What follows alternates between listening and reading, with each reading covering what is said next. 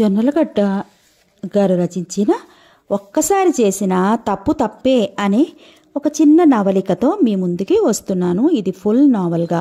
తప్పు ఒక్కసారి చేసినా తప్పే, 10 సార్లు చేసినా తప్పే. సో తప్పు అనేది ఎప్పుడూ చేయకూడదు. ఇందులో ఎవరు తప్పు చేశారు, ఏంటా కథ? కథలోకి వెళ్ళి తెలుసుకుందామా? రాధ గోడ గడియారం 5 గంటలు కొట్టగానే లేచింది. భర్త రాజారావు ఇంకా గుర్రు పెట్టి నిద్రపోతూనే ఉన్నాడు. భర్తను చూసి అబ్బా అనుకుంది. గుర్రు పెట్టి నిద్రపోయే వాళ్ళని చూస్తేనే ఆమెకు అసహ్యం. 2 ఏళ్ల నుంచి ఇద్దే వరస. పగలంతా సిరమిక్స్ ఫ్యాక్టరీ మేనేజర్గా పనిచేసి తిరిగి ఇంటికి వచ్చేసరికి 7 గంటలు అవుతుంది. భోజనం చేస్తాడు. కాసేపు కంపెనీ కాగితాలు బ్రీఫ్ కేసు నుంచి తీసి చూసుకుంటాడు. తను ఇంటి పనులన్నీ పూర్తి చేసి వంటిల్లు కడుక్కుని భర్త దగ్గరికి వచ్చేసరికి అతడు గుర్రు పెట్టి నిద్రపోతూ ఉంటాడు. చిచి పాడు మనిషి అని భర్తను తిడుతుంది మనస్సు. తను అతన్ని పెళ్లి చేసుకున్న రోజును నిందిస్తుంది. ఆ పెళ్లికి కారణభూతుడైన మేనమామకు శాపనార్థాలు పెడుతుంది. ఇంతకు రాజారావును తను ప్రేమించిందా? ప్రేమించి పెళ్లి చేసుకుందా? పోనీ తల్లిదండ్రులు కుదిర్చిన పెళ్ళా? కాదు. Marriages are made in heaven అన్నారు కదా, పోనీ అలా దేవుడు నిర్ణయించిన పెళ్ళా? కాదు అంటుంది రాధ. అవసరాన్ని బట్టి గత్యంతరం లేక కట్టుకున్న మనువు అని ఆమె విశ్వాసం. ఎందుకంటే తండ్రి చనిపోయాడు. తల్లి ఉప్పసం రోగంతోనే మంచం మీదనే ఉంటోంది. తను SLC మాత్రమే చదివింది. కుటుంబ పోషణ పెద్ద సమస్య అయింది. మేనమామతో ఒక యువకుడు వచ్చాడు. సిరమిక్స్లో అసిస్టెంట్ మేనేజర్గా పనిచేస్తున్నాడు. 400 సంపాదిస్తున్నాడు. తల్లి తండ్రి ఏ ఇతర బాదరబందీ లేదు. మొగల్రాజుపురంలో బోగన్ విల్లి స్వంత ఇల్లు ఉంది, పెళ్లి చేసుకో అన్నాడు. అమ్మకి చాకిరి చేసేదెవరు అంది రాధ. అలా అన్న 15 రోజులకే తల్లి కన్ను మూసింది. రాధ ఒంటరిదైపోయింది. తల్లికి కర్మకాండ జరిపించడానికి వచ్చిన మేనమామ మళ్ళీ చెప్పాడు, రాజారావును ఇప్పుడైనా పెళ్ళాడి స్థిరపడు, ఆ బోగన్ వెళ్ళి అనే ఇంటికి అధికారి నవ్వు. ఆ తర్వాత కొన్ని నెలలకు రాజారావుని వెంట పెట్టుకుని వచ్చాడు తన ఇంటికి. తల్లి పోయిన తర్వాత మేనమామే చేరదీశాడు. మేనమామ భార్య విసుక్కోలేదు, ఆదరించింది. అయినా 18 ఏళ్ళు వచ్చిన తాను ఎంతకాలం మేనమామ నెత్తిన కూర్చోవటం? ఇక దారి లేక రాజారావుని పెళ్లి చేసుకోవడానికి అంగీకరించింది. పెళ్ళై 2 ఏళ్ళైనా పిల్లా జల్లా పుట్టలేదు. అసలు ఆ మాటే అతనికి లేదు. ఎంతసేపు కంపెనీ పని, సేల్స్ ఆర్గనైజేషన్, ఏజెంట్ల నియామకం అంటూ నెలకి 15 రోజులు టూరింగ్కే సరిపోతుంది. ఎటొచ్చి ఆ సంతుష్టిలో మిగిలిన ఆశారేఖ సంపాదనంతా ఆమె కోరిన విధంగానే ఖర్చు పెడతాడు. ఇప్పుడు ఫ్యాక్టరీ మేనేజర్గా ప్రమోషన్ లభించింది. జీతం భత్యం కలిపి దాదాపు నెలకి 1000 రూపాయలు వస్తోంది. 30,000కు జీవితాన్ని బీమా చేశాడు. నగలు కావాలన్నా చీరలు కావాలన్నా కొనిపెడతాడు. ఏం చేసినా ఆమెకు సంతృప్తి లేదు. మనసులో ఏదో వెలితి, ఏదో అశాంతి. తన మనసును ఉద్రేకపరచలేడు. ప్రేమను రేకెత్తించలేని భర్త. యాంత్రిక జీవితం. ఆమెకు సరిపడని సంసారమిది. అతను యువకుడే, 25 ఏళ్లవాడు. రూపం లేదా? ఉంది. చక్కగా సూటు, హ్యాటు, బూట్సు ధరించి చలవచోడు పెట్టుకుని స్కూటర్ మీద కంపెనీకి వెళుతుంటే చూడటానికి ముచ్చటగానే ఉంటుంది. కానీ తనలో ప్రేమజ్వాలను రేపి అనురాగ సాగర తరంగాలలో ఓలాడించలేడని భర్త అని బాధపడుతుంది. పైగా నిద్రలో గుర్రు రాధకి బొత్తిగా ఇష్టం లేని సంగతి కనుకునే డబుల్ కాట్ కొంటే ఆ డీలర్కు తిరిగి ఇప్పించి 2 సింగిల్ కాట్స్ కొంది. శీతాకాలంలో వెచ్చగా కౌగలించుకుని పడుకోవడానికి వీలు లేకుండా ఈ 2 మంచాలు ఏమిటి అని అతడు ఆక్షేపించాడు. 2 అయితేనే ఆ మంచం మీద నుంచి ఈ మంచం మీదకి దొరలడానికి ఎంతసేపు కావాలి? కాస్త ఎడంగా ఉంటే ఫ్రీగా ఉంటాం, అంతేగాని మీ అనురాగ అమృతం నా మీద వర్షించడానికి ఏమాత్రం అడ్డు కాదు అని సమాధానపరిచింది. స్కూల్లో చదువుకుంటున్నప్పుడు, అంటే 15 ఏళ్ల ప్రాయంలో SLC క్లాసులో ఒక స్టూడెంటు తనకు లవ్ లెటర్స్ రాసేవాడు. బాగా డబ్బున్నవాడు. రోజు చాక్లెట్స్ తెచ్చిచ్చేవాడు. తండ్రి లేడు, తల్లి ఉంది. ఆ అబ్బాయి తన్ను పెళ్లి చేసుకుంటానన్నాడు. తల్లికి చూపించాడు. కానీ ఆమె పైసా కట్నం లేకుండా ఇంచుమించుగా పేదరికంలో బ్రగుతున్న పిల్లను కోడలుగా స్వీకరించడానికి ఇష్టపడలేదు. ముభావంగా ఊరుకుంది. ఎస్ఎల్సీ పాస్ అయ్యాక పై చదువులకు దారి లేక రాధ ఇంట్లోనే తల్లికి పరిచర్యలు చేస్తూ గడిపింది. ఇప్పుడు ఆమెకి 22 ఏళ్లు వెళ్ళి 23 రాబోతోంది. భర్త రాజారావుకి 27 వెళ్ళి ఉండాలనుకుంది. ఇప్పుడు ఆ అబ్బాయిని పూర్తిగా మర్చిపోయింది. తాను అందంగా ఉంటానని రాధకు గర్వం. రఫ్గా కొంచెం మోటుగా ఉండే రాజారావు తనకు భర్తగా తాగడు అనుకుంది. తన క్లాస్మేట్ జానకి మోహన్ రావుని పెళ్లి చేసుకుంది. పెద్ద మేడ, కారు, 4 పిల్లలు, 2 మగ 2 ఆడ, బోరెడు డబ్బు, ఐశ్వర్యం ఉన్న భోగభాగ్యాల మధ్య జీవిస్తున్న చిన్ననాటి సహాధ్యాయిని ఆప్త స్నేహితురాలు రాధని మర్చిపోలేదు. తరచూ వస్తూ ఉంటుంది. పిల్లల పుట్టినరోజు భోజనాలకి దంపతుల్ని పిలుస్తుంది. పిల్ల పుట్టినరోజు భోజనానికి నేను రావడం ఏమిటి, నువ్వు వెళ్ళవద్దు అంటాడు. అయితే రాధ మాత్రం తప్పకుండా 2 పూటలా జానకి ఇంట్లోనే భోజనం చేస్తుంది. పేరంటానికి వచ్చిన వాళ్ళందరికీ తనే టిఫిన్లు, కాఫీలు అందిస్తుంది. క్రిందటి వారంలో పెద్ద పిల్ల పుట్టినరోజు ఉత్సవానికి ఆహ్వానం అందుకుని వచ్చిన రమాకాంతరావును ఆమె చూసింది. రమాకాంతరావు చిత్రకారుడు, కవి, సంగీత విద్వాంసుడు అని జానకి పరిచయం చేసింది. సుమారు 10 ఏళ్లవాడైన రమాకాంతరావు ఎంతో నాజూకుగా ఉన్నాడు. జానకి కోరిన వెంటనే 4 పాటలు పాడాడు. ఆహా, ఎంత చక్కగా పాడాడు! అతని రూపంలోని సౌకుమార్యం, సంగీతంలోని మార్దవం, సంభాషణ చాతుర్యం రాధకు బాగా నచ్చాయి. అతని ప్రశ్నలకు అతను చమత్కారంగానే సమాధానాలిచ్చింది. అతని రూపం మనసులో సుప్రతిష్ఠితమైంది. కానీ వివాహితుడు, పిల్లలు కలవాడు. అతన్ని మనఃఫలకం నుంచి తొలగించడమే క్షేమం అనుకుంది. ఆనాడు మార్చి 31వ తేదీ జానకి కొడుకు ప్రసాద్ పుట్టినరోజు.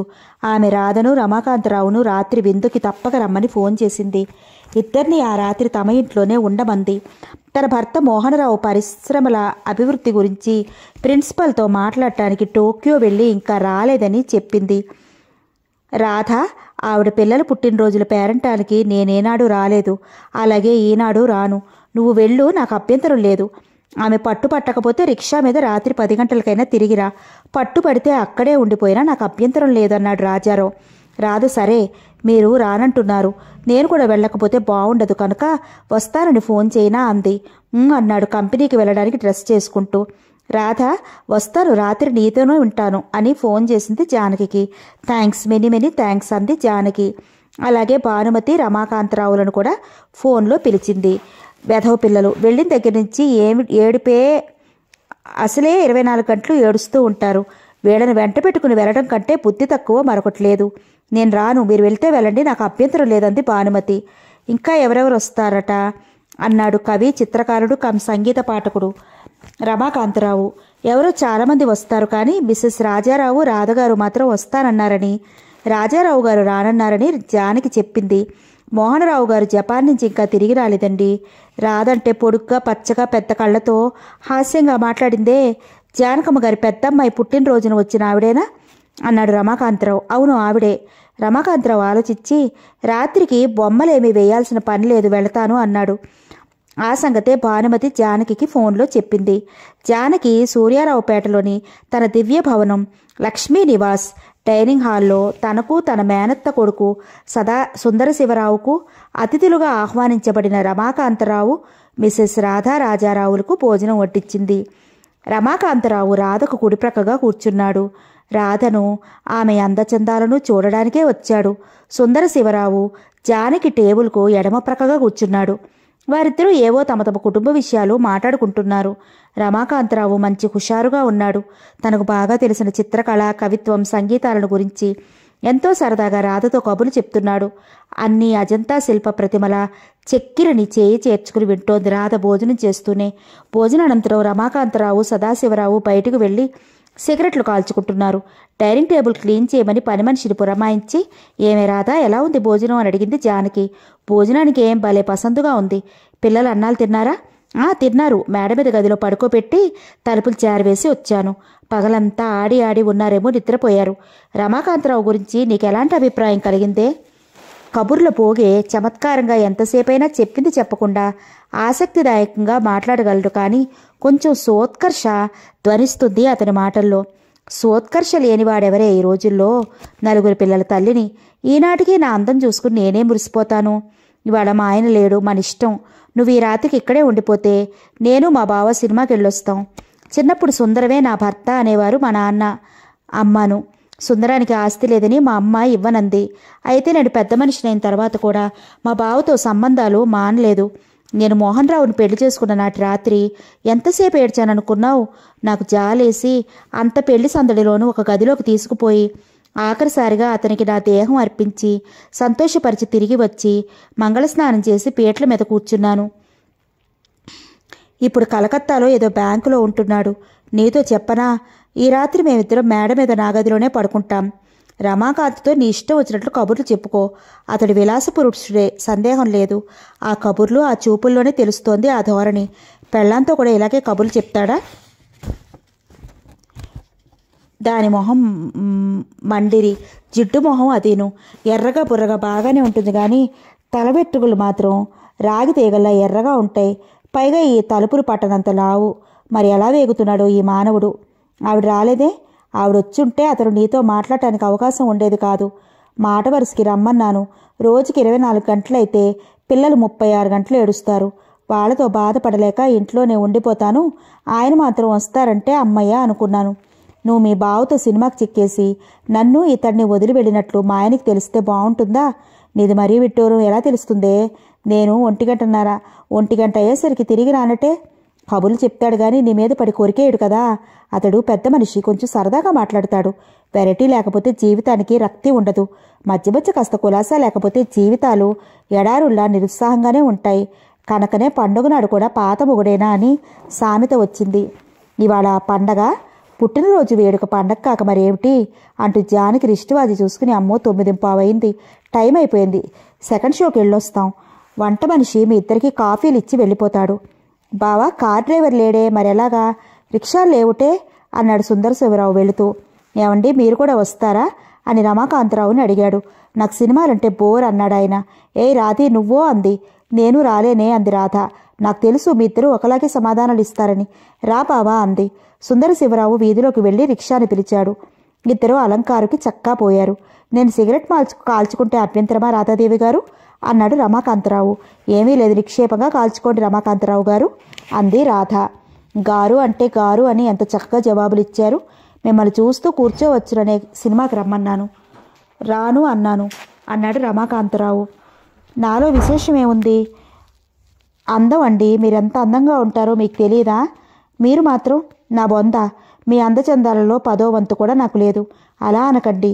కవిగా, చిత్రకారుడుగా, గాయకుడుగా మీ రూపంలోనే, మీ వేష భాషలలోనే ఒక ప్రత్యేకత ఉంది. ఆ బాబుడి హెయిర్, ఆ సింగ్లీ కటింగ్, తెల్లగా మల్లెపూ లాంటి గ్లాస్కో పంచే, మోకాళ్ళ దాకా ఆ సిల్క్ షర్టు, మీరు చాలా బాగుంటారు. కానీ ఒక రిక్వెస్ట్, ఓ 2 సినిమా పాటలు పాడరు? హిందీ సినిమాల్లోని పాటలు పాడమంటారా? తెలుగు సినిమాల్లోని పాటలు పాడమంటారా? అవి 2 ఇవి 2 పాడండి. అమ్మా, ఆశ దోశ అప్పడం వడ 2 పాటలని 4 పాటలు పాడమంటున్నారా? అయితే ఒక చిన్న షరతు. ఏమిటది అంది రాధ ఆత్రంగా. పాటలు అయ్యాక మీరు అలాగే బుగ్గలు చేతులు పెట్టుకుని ఓ 5 నిమిషాలు కదలకుండా కూర్చోవాలి. మీ స్కెచ్కి ఇస్తాను. రేపు స్టూడియోలో పెద్ద బొమ్మ వేస్తాను. నాకు కదలకుండా మోడల్లా కూర్చోవడం అంత ఇష్టం లేదు. కానీ మిమ్మల్ని పాడమన్నందుకు లంచంగా అయినా కూర్చుంటాను అంటూ కిలకిలా నవ్వింది. రైటో అంటూ రమాకాంతరావు 4 పాటలు పాడి వినిపించాడు. స్కెచ్ గీయడానికి తాను కూడా తెచ్చుకున్న బ్రేక్ కేస్ నుంచి ఒక డ్రాయింగ్ పేపరు, పెన్సిల్ తీశాడు. సరిగా కూర్చో ఇలా అంటూ దగ్గరగా వచ్చి, అబ్బా గుమగుమలాడిపోతున్నావు, ఏం సెంట్ రాసుకున్నావు అని అడిగాడు. సెంటా? రాయడం. హెయిర్ ఆయిలా? ఈవినింగ్ ఆఫ్ ప్యారిస్ అంది. అబ్బా, ఏది ఒకసారి మీ శిరోజాల వాసన చూడని అంటూ తల ముద్దు పెట్టుకున్నాడు. ఇలా పెట్టు ముఖం అంటూ తల త్రిప్పాడు. అబ్బా ఏం బుగ్గలు అంటూ అమాంతంగా కావలించుకుని ఆమె స్నిగ్ధ కపోలాలపై ముద్దుల వర్షం కురిపించి ఉక్కిరి పిక్కిరి చేశాడు. అబ్బా ఆగండి అంది రాధ కొంచెం కోపంగా, మరికొంత మందలింపుగా. క్షమించు, నీ మీద ప్రేమను ఆపుకోలేకపోయాను. ప్రేమ అంటే ఏమిటి చెప్పనా? ప్రేమ అంటే నా నిర్వచనం చెప్పమంటారా? కాలగతి తెలియకుండా ఒకరితో మరొకరు స్త్రీ పురుషులు సరస సంభాషణ సాగించడం ప్రేమ. ఆ ప్రేమ ఆపుకోలేక కావలించుకుని ముద్దు పెట్టుకోవడం ఉద్రేకం. ఆ ప్రేమతోనూ ఉద్రేకంతోనూ ఊగి పరవశించిపోవడం ఉద్వేగం. పారవస్యంలో అయ్యో ఎంతకాలం వృధా చేశాం, గడియారం ముళ్ళు వెనక్కి తిప్పినా కాలం కలిసిరాదు కదా అని పశ్చాత్తాపపడడం కూడా ప్రేమ కిందే లెక్క. ప్రేమలో పడి భయపడడం ప్రణయ విహ్వలత. ఏం అర్థమైందో చెప్పు, క్షమాపణ చెప్పుకోమంటే నీ పాదాల సాక్షిగా చెప్పుకుంటాను. అంత పని చెయ్యొద్దు, ఉండు నీ బొమ్మ గీని అంటూ 5 నిమిషాల్లో ఆమె స్కెచ్ పూర్తి చేశాడు. అబ్బా చాలా బాగుందే, మీరు నిజంగా గొప్ప చిత్రకారులు. చిత్రకారుణ్ణేనా? కవిని కూడా. అపురూప సౌందర్యవంతివి నీవే, ఆనంద జ్యోత్సవి నీవే, శరత్కాల చంద్రరేఖవు నీవే, ప్రణయ సామ్రాజ్య పట్టభద్రివి నీవే. ఆహా, సొరకాయలు మీ పాటలకే తెగిపోతున్నాయి అంది రాధ. నీవే రాధవై నేనే కృష్ణుణ్ణై, రాసక్రీడలాడుదామా యమునలో, బృందావన వీధులలో విహరిద్దుమా, కోటి మదన సమసుందరివే, అచ్చర లేదులే. ఇంకా ఎన్నైనా గీతాలు గేయాలు పద్యాలు రాయగలను, పాడగలను అంటూ తటాలను ఆమెను మరోసారి కావలించుకుని ముద్దాడాడు. అతని శరీర స్పర్శకు ఆమె పులకించిపోయింది. భర్త ముద్దు పెట్టుకున్నప్పుడు కౌగలించుకున్నప్పుడు కలుగని అపూర్వ ఆనంద అనుభూతి, ఏదో అవ్యక్త మధురానుభవం ఆమెకు కలిగాయి. తనకు భర్త వలన 2 ఏళ్లలోనూ లభించనిదేదో రమాకాంతరావు మాటలలో చర్యలలో పొడగొట్టింది. ఆమె అతని పలుకులు ఇంకా వినగోరింది. తన్ను గురించిన పాటలు ఇంకా రాస్తే బావుండును అనుకుంది. తన బొమ్మ రంగులలో వేస్తే చూడాలని తప్పించింది. అతనితో సంభాషణ విచిత్రమైన నూతన అనుభూతిని కలిగించింది. ఒక్కసారి అతనిని దగ్గరగా లాక్కోవాలని తన వక్షస్థలం మీద అతని తలను పెట్టుకుని అతని శిరోజాలు నిమరాలని వెర్రి ఆకాంక్ష కలిగింది. దగ్గరగా వచ్చి కూర్చోండి అంది. వెంటనే దగ్గరగా అంటే నా ప్రక్కన కాదు ఎదురుగా అంది. నీ భర్తను ప్రేమించావా అన్నాడు రమాకాంతరావు సోఫాలో ఆమె ప్రక్కనే కూర్చుంటూ. ప్రేమించాలని చెప్పను కానీ విధేయతతో భయభక్తులతో చూస్తాను. అదే నా భార్యతో కొన్ని సంవత్సరాల నుండి దాంపత్య జీవితం వెలగపెడుతున్నాను కానీ ఆమెను ఎప్పుడూ ప్రేమించలేదు. ఆమె నాలో ప్రేమను రేపనూ లేదు. యాంత్రికంగా నా కోరికలు తీర్చుకుంటున్నాను. పిల్లలు పుడుతున్నారు. కళ కోసమే అనే భావంతో నీ బొమ్మ గీయలేదు. కళ ధనార్జన సాధనంగా మాత్రమే వినియోగించుకుంటున్నాను. సినిమాలకు పోస్టర్లు గీస్తాను. డబ్బు వస్తుంది.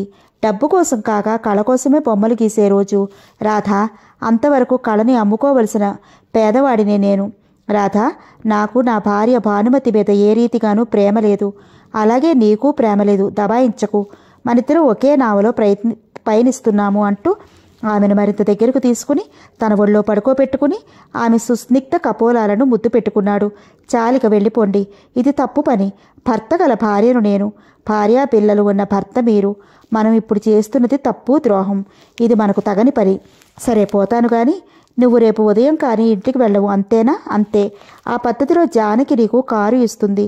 కారులో వెళుతూ మా ఇంటికి రా, నీ బొమ్మ చూతూ గాని అంటూ ఆమె తలుపు దాకా రాగా తటారును వెనుతిరిగి ఆమెను గాఢాలింగనంలో బంధించి ముద్దులతో ముంచెత్తి ఉక్కిరి బిక్కిరి చేసి బై బై గుడ్ నైట్ అంటూ బయటికి నడిచి రిక్షా మీద వెళ్ళిపోయాడు రమాకాంతరావు. అర్ధరాత్రి సినిమా 2వ ఆట చూసి తిరిగి వచ్చిన జానకి ఆదుర్తాగా, రమాకాంత్ వెళ్ళిపోయారా? నీ మీద అత్యాచారం వంటిది ఏమీ చేయలేదు కదా? ఒట్టి దుందుడుకు స్వభావం కలవాడు, తప్పు ఒప్పు లేని మనిషి, వావి వరస లేదు. అత్యాచారం చేయలేదు కానీ అంత పని చేశాడు. అబ్బా రామరామ, ఏం ముద్దులు, ఏం గుద్దులు, ఏం ఆలింగనాలు. నా ప్రాణం విసిగిపోయి ఇంక దయచేయండి అన్నాను. వెళుతూ ఉదయం ఇంటికి వచ్చి నా బొమ్మ చూసుకుని కావాలంటే తీసుకెళ్ళమన్నాడు అంది రాధ. నేనే ఇంట్లో ఉంటే నా స్కెచ్ కూడా గీయమనేదాన్ని. బావుతో సినిమా షో భలే మజాగా ఉందిలే. తెర మీద హీరో హీరోయిన్ దగ్గరికి లాక్కున్నప్పుడల్లా మా బావ నన్ను దగ్గరికి లాక్కునేవాడు. ఇక రిక్షాలో ఒకటే నెక్కింగు కిస్సింగు. తెల్లవార్లు నిద్రపోనివ్వడేమో. ఇప్పుడు నువ్వు నిద్రపో, స్వీట్ డ్రీమ్స్ కను అంటూ జానకి ఫ్రిడ్జ్లో నుంచి ఒక కోల్డ్ స్పాట్ తీసి రాధకిచ్చి తాను 2 సీసాలు మేడ మీదకి తీసుకుపోయింది. కోల్డ్ స్పాట్ త్రాగి అమ్మయ్య అనుకుని రాధ మేను వాల్చింది కానీ నిద్ర పట్టలేదు. రమాకాంత్ ప్రణయ ప్రసంగాలు, చిలిపి చేష్టలు, కొంటె పనులు ఆమె మనోవేదిని పొడగట్టాయి. అతని పద్యాలు, పాటలు రాధ హృదయాంతరాళంలో ప్రతిధ్వనించసాగాయి. తెల్లవారుజామున నిద్రపోయిన పెందలకడనే లేచింది. వేడి నీటి స్నానం చేసి తల దువ్వుకుని సీతారాంపురంలో ఉన్న రమాకాంత్ ఇంటికి బయలుదేరింది. స్టూడియోకు వెళ్ళింది. భానుమతి క్రింద పిల్లలకు స్నానం చేయిస్తోంది. హోమే డార్లింగ్, వచ్చావా? రాత్రి నేను నిద్రపోతేగా నీ బొమ్మ వేశాను చూడు అంటూనే రమాకాంత్ రాధను ఎత్తుకుని గిరిగిరా తిరిగి అమాంతంగా కావలించుకుని ముద్దు పెట్టుకున్నాడు. రాధ ముద్దు ముద్దుగా వద్దంటూ విడిపించుకుంది. తన బొమ్మను చూసుకుంది. దాని క్రింద పాట రాశాడు. మోహన రాగంతో సమ్మోహనం చెయ్యుదువే, రాగరక్తిమము రూపం దాల్చిన రమణీమణివే నీవు. ఓ తలోదరి, తలోదరికి తిలోదకాలివ్వండి. నేను తిలోదకాలు ఇస్తే నాకు మిగిలేది రెండు దారులు. ఏమిటవి? ఒకటి ఏట్లోకి, మరొకటి కాట్లోకి. ఇంతకీ మన ప్రేమాయణ కావ్యంలో ద్వితీయ ఘట్టమెప్పుడు? ఇక ఏ ఘట్టాలు లేవు. ఇంతవరకు చేసిందే తప్పు, మహాపాతకం. అగ్నిసాక్షిగా పెళ్లి చేసుకున్న నేను నా భర్తకు, పిల్లలున్న మీరు మీ భార్యకు ద్రోహం చేయకుండా తగిన యుక్తాయుక్త విచక్షణ జ్ఞానం ప్రసాదించమని ఇద్దరం భగవంతుణ్ణి ప్రార్థిద్దాం. ఏది, మీ గదిలో దేవుడున్న క్యాలెండర్ కూడా లేదా అంటూ గోడలకేసి చూసి, అడుగో ఏడుకొండలవాడు వెంకటేశ్వర స్వామి ఉన్నాడు, ఆయననే ప్రార్థిద్దాం. సింగినాథం జీలకర్ర కాదు. అవకాశం ఉంటే నేను నిన్ను కాలు క్రింద పెట్టకుండా ఆకాశమంత రత్నకంబలి నేయించి పరిచేవాణ్ణి. అంత అవకాశం రాదుగా. వస్తే మాట, నా జీవితకాలమంతా టైము ఎంత అయిందో చూడకుండా, భోజనం ప్రసక్తి లేకుండా నీ అందం చూస్తూ గడిపేవాణ్ణి. సరే, మా ఆయన నా కోసం ఎదురు చూస్తూ ఉంటారు. అవును, నువ్వు వెళ్ళగానే అమాంతం ఎత్తుకుని ముద్దులతో ఉక్కిరిపిక్కిరి చేసి కావలించుకుంటారు. ఎంత కర్మ! నాకు చివరకు నరకమే మిగిలింది. మనిద్దరం ముందే కలుసుకుని ఉంటే హాయిగా పెళ్లి చేసుకుని ఉండేవాళ్ళం కదా. ప్రపంచంలోని ప్రేమికులందరూ ఇదే మాట అనుకుంటారు. ముందుగా కలుసుకుని ఉంటే పెళ్లి చేసుకుని ఉండేవాళ్ళం కదా అని. భాను కాపురానికి వచ్చి 14 ఏళ్ళయింది. ఇప్పుడు నీ వయసు 25 ఉంటుందేమో. 14 ఏళ్ల క్రితం నీకు 11 ఏళ్ళు. అప్పుడు ఎలా పెళ్లి జరిగుండేది? రమాకాంత్జీ, మీకు నా మీద ప్రేమ ఉంది. అలాగే మీరు నన్ను దగ్గరికి తీసుకున్నప్పుడు నాకు మనసులో ఏదో అవ్యక్త ఆనందం పొంగి పొరులుతున్న మాట నిజమే. అయితే నైతికంగా ఇది తప్పున్నరా? మనం ఈ ఘట్టంలో విడిపోయి ఇక ఎన్నడూ కలుసుకోలేకపోవడం మన ఇద్దరికీ కూడా క్షేమం. మీకు నేను భార్యగా ఉండడానికి ఇష్టపడగలనేమో కానీ ఉంపుడు కత్తిగా మాత్రం ఉండలేను. మీ భార్యను మీరు, నా భర్తను నేను విడిచి పెట్టాలి. విడాకులకు తగిన కారణాలు చూపించాలి. పిల్లల పోషణకు, ఆవిడ బ్రతికే ఉన్నంతకాలం ఏదో కొంత పైకం పనోవర్తిగా ఇచ్చి నన్ను పోషించడానికి మీ దగ్గర తగిన నిల్వ ఉందా? బ్యాంక్ బ్యాలెన్సా? 12 రూపాయలుంది. నువ్వు అన్నమాట నిజమే. వీళ్ళు కోర్టుకు వెళ్ళి ఇంట్లో వాళ్ళే పోషణకు డబ్బు తీసుకుంటారు. నీకు ఇవ్వటానికి నా దగ్గర అట్టే మిగలదు. ఏమిటి కర్తవ్యం? జరిగిన దాంతో తృప్తిపడి కొంతకాలం తియ్యని కలలు కనడం, ఆ తర్వాత మరిచిపోవడం, ఇదే కర్తవ్యం. రమాకాంత్జీ, మీకు నా మీద ప్రేమ ఉంది. అలాగే మీరు నన్ను దగ్గరికి తీసుకున్నప్పుడు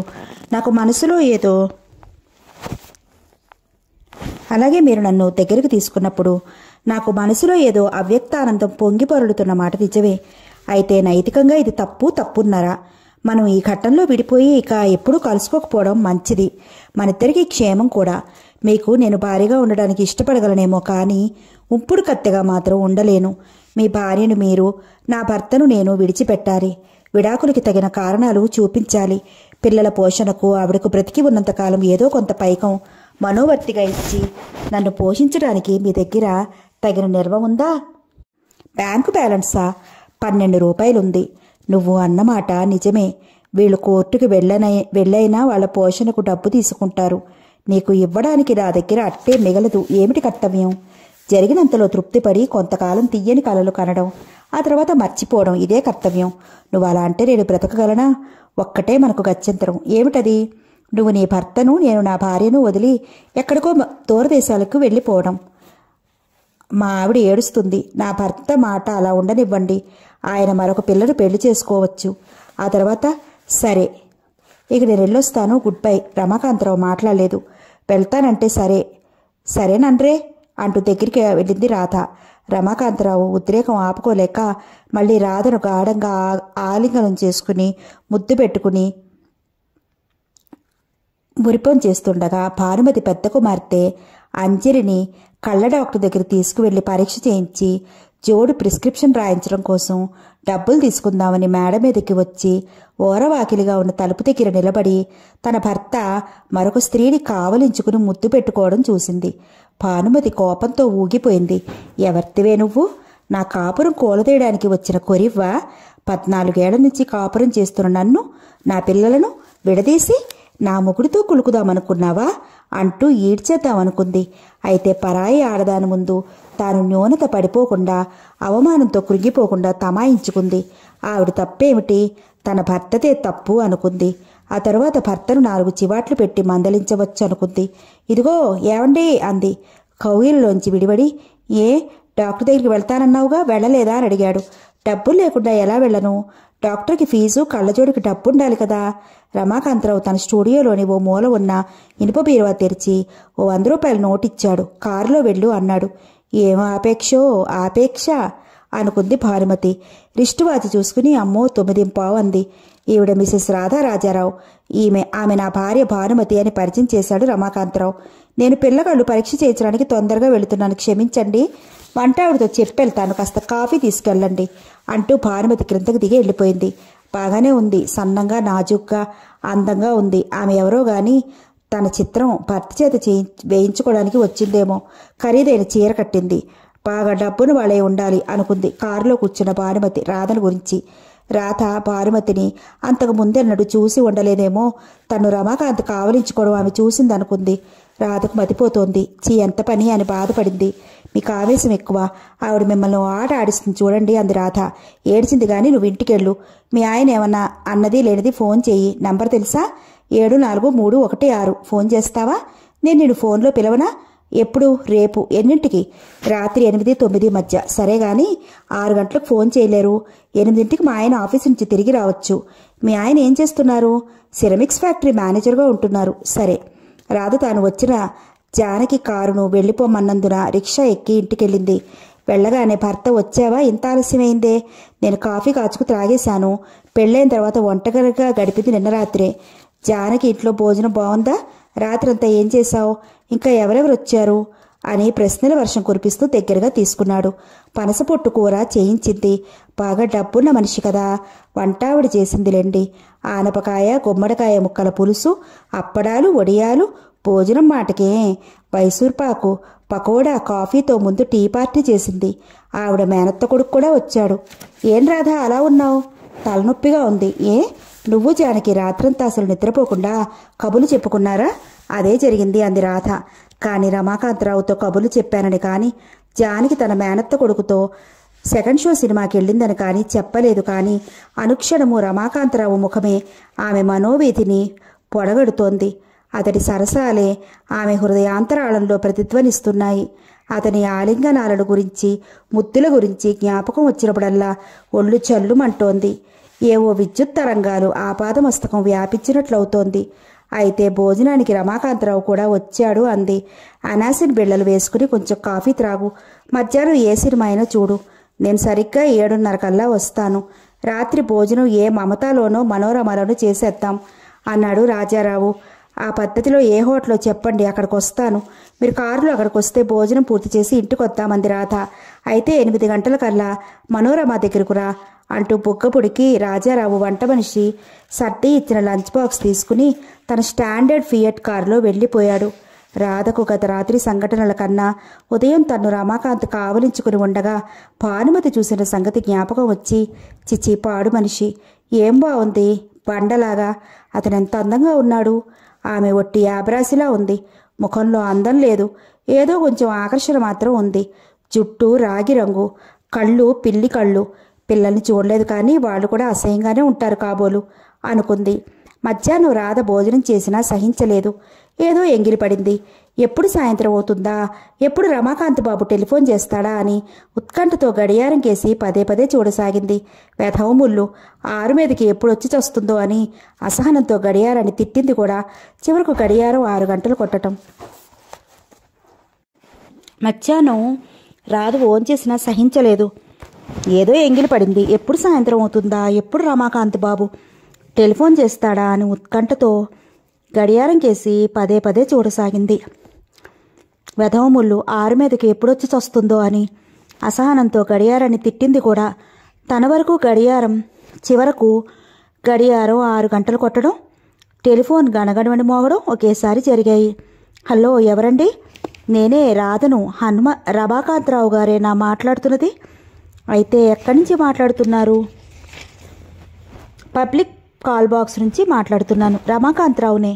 అయితే రాధాబాయి ఒక్కరితోనే ఉన్నారా? ఉన్నాను, కానీ రాత్రి 8 గంటలకు హోటల్ మనోరమలో భోజనానికి రమ్మని ఆయన చెప్పి వెళ్ళారు. ఏమిటి నా గతి? అస్తమానం నీ చేసే.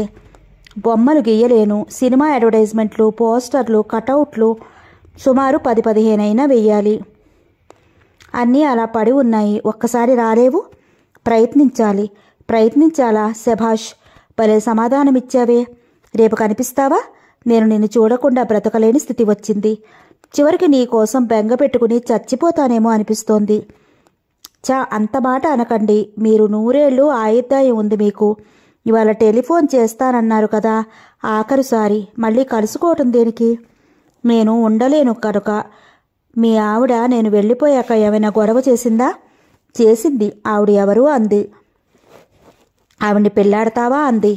తాను పిల్లలు ఎండ్రిని మింగి చస్తామంది. పోలీసులకు రిపోర్ట్ చేసి మనం వ్యభిచారం చేసినట్లు నా మీద కంప్లైంట్ చేస్తాను అంది. నేను వదిలినా తను వదలనంది.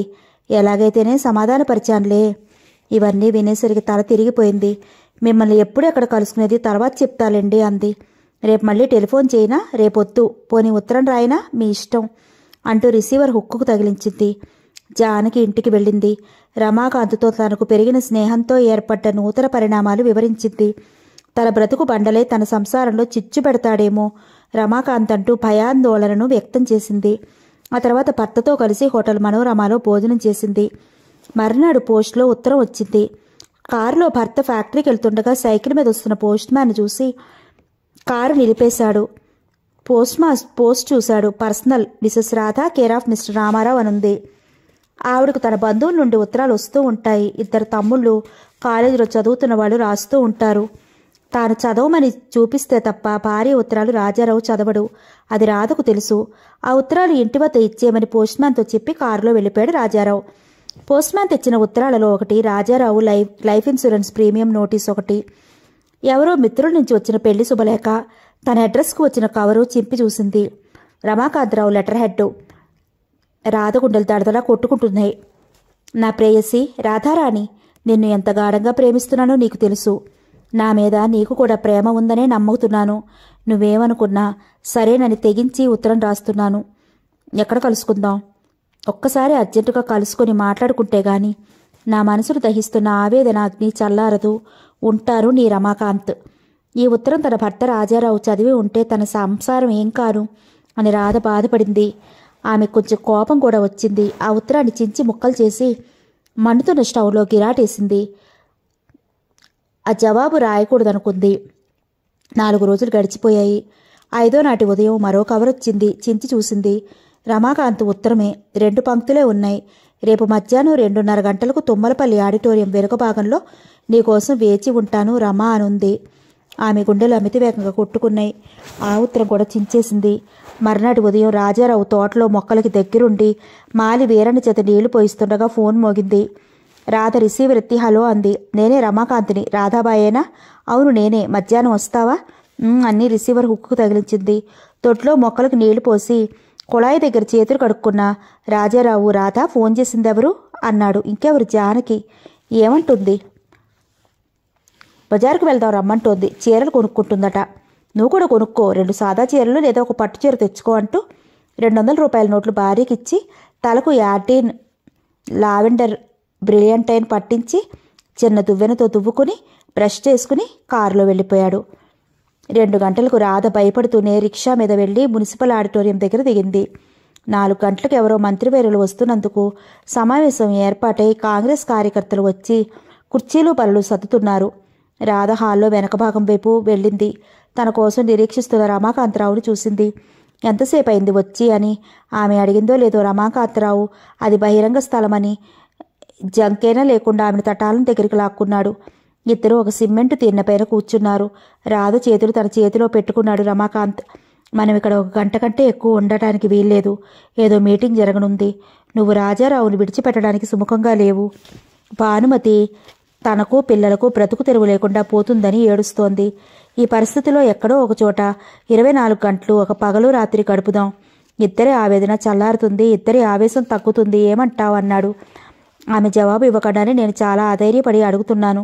ఈ దీనుని కరుణించి నా పరిస్థితి అర్థం చేసుకోరాధా అని వంగి ఆమె కాళ్ళు పట్టుకున్నాడు. అంత పని చేయకూడదు, తప్పు, లేవండి అంటూ ఆమె అతన్ని లేవదీసింది. అతని కళ్ళ నుంచి కాలువలు కడుతున్న దుఃఖాశ్రువులను చూసి చలించిపోయింది. తన పట్ల ఇతనికి ఎంత అమోఘమైన ప్రేమ ఏమిటా అని ఆశ్చర్యపడింది. అతని ఆవేదన చూసి ఆమె కరిగిపోయింది. సరే వస్తానులే, ఊరికే బాధపడకు, ఎంతలోనే కంటనీరు పెట్టుకోవడం దేనికి, నా మీద నీకు ప్రేమ లేదన్నానా అంది. సరే అలా అయితే ఇవాళే నువ్వు ఏదో సాకు పెట్టి రేపు ఉదయం 6 గంటలకే బయలుదేరి బస్సు మీద ఒంగోలు వచ్చి ఆగిపో. హోటల్ అభిలాష్ దగ్గర ఉండు. నేను నా కారులో ఇంట్లో పని మీద వెళ్తున్నానని చెప్పి బయలుదేరి వస్తాను. ఇద్దరం ఎవరు చూడటానికి వీలు లేకుండా ఏ చిత్తూరులోని హోటల్లోనూ రేపు సాయంత్రం దాకా గడిపి వద్దామన్నాడు. సరే, నేనేదో ప్లాన్ ఆలోచించి రేపు ఉదయం బయలుదేరి వస్తాను. ఒంగోలులో నీకోసం ఎదురు చూస్తూ ఉంటాను.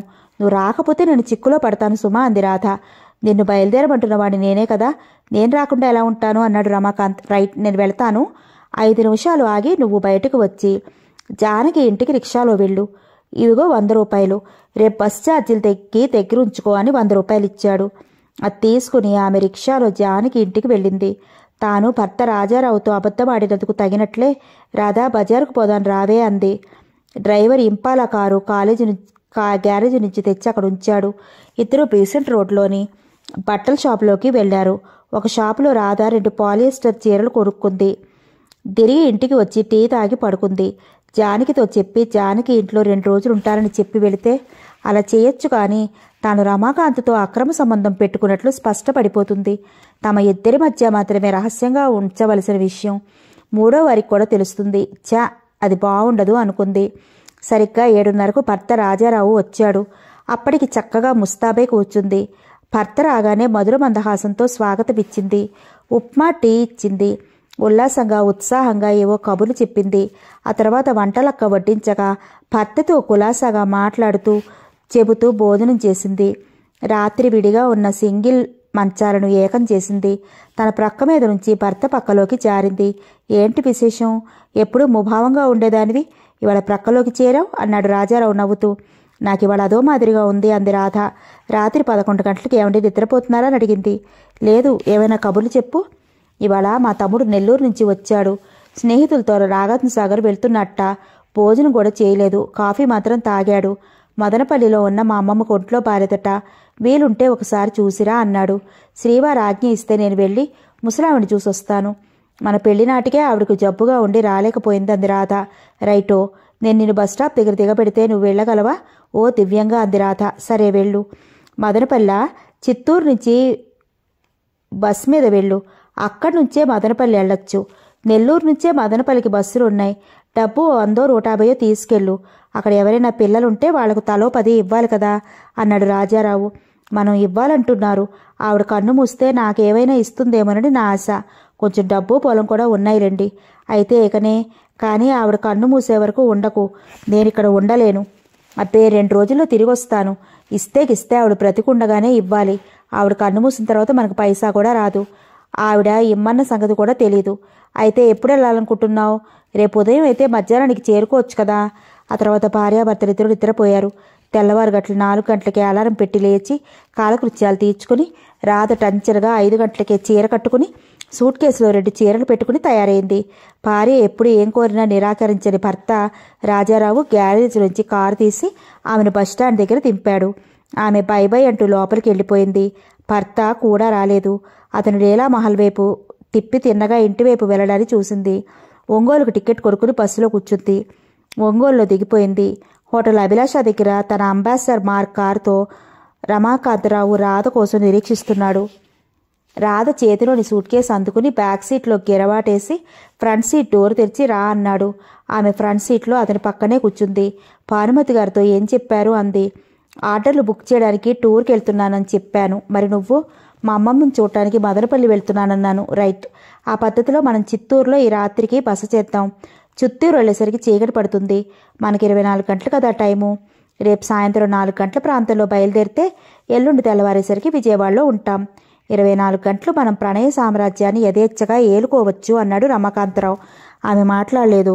తాను చేస్తున్న పని తప్ప ఒప్ప అని ఆలోచిస్తోంది రాధ. లోకంలో అందరూ సాధ్వీమణులేనా? అందరూ పతివ్రతలేనా? ఎంతమంది భర్తల పట్ల అవిశ్వాసంగా ఉండటం లేదు? భర్త అర్భకుడైనా, రోగిష్టివాడైనా, త్రాగుపోతైనా, దరిద్రుడైనా, సంపాదించలేని అశక్తుడైనా పరాయి మగవాళ్ళతో స్నేహం చేసి ఎంతమంది స్త్రీలు తమ కోరికలు తీర్చుకోవటం లేదు. అలాంటి కోటాను కోట్ల స్త్రీలలో తాను ఒక్కర్తే. ఒక్కసారే కదా ఈ తప్పు పనికి ఒప్పుకోవటం. ఒక్కరోజే కదా ఇతడు తనతో ఉండమన్నది. తిరిగి వచ్చాక ఇతన్ని కలుసుకుంటానా?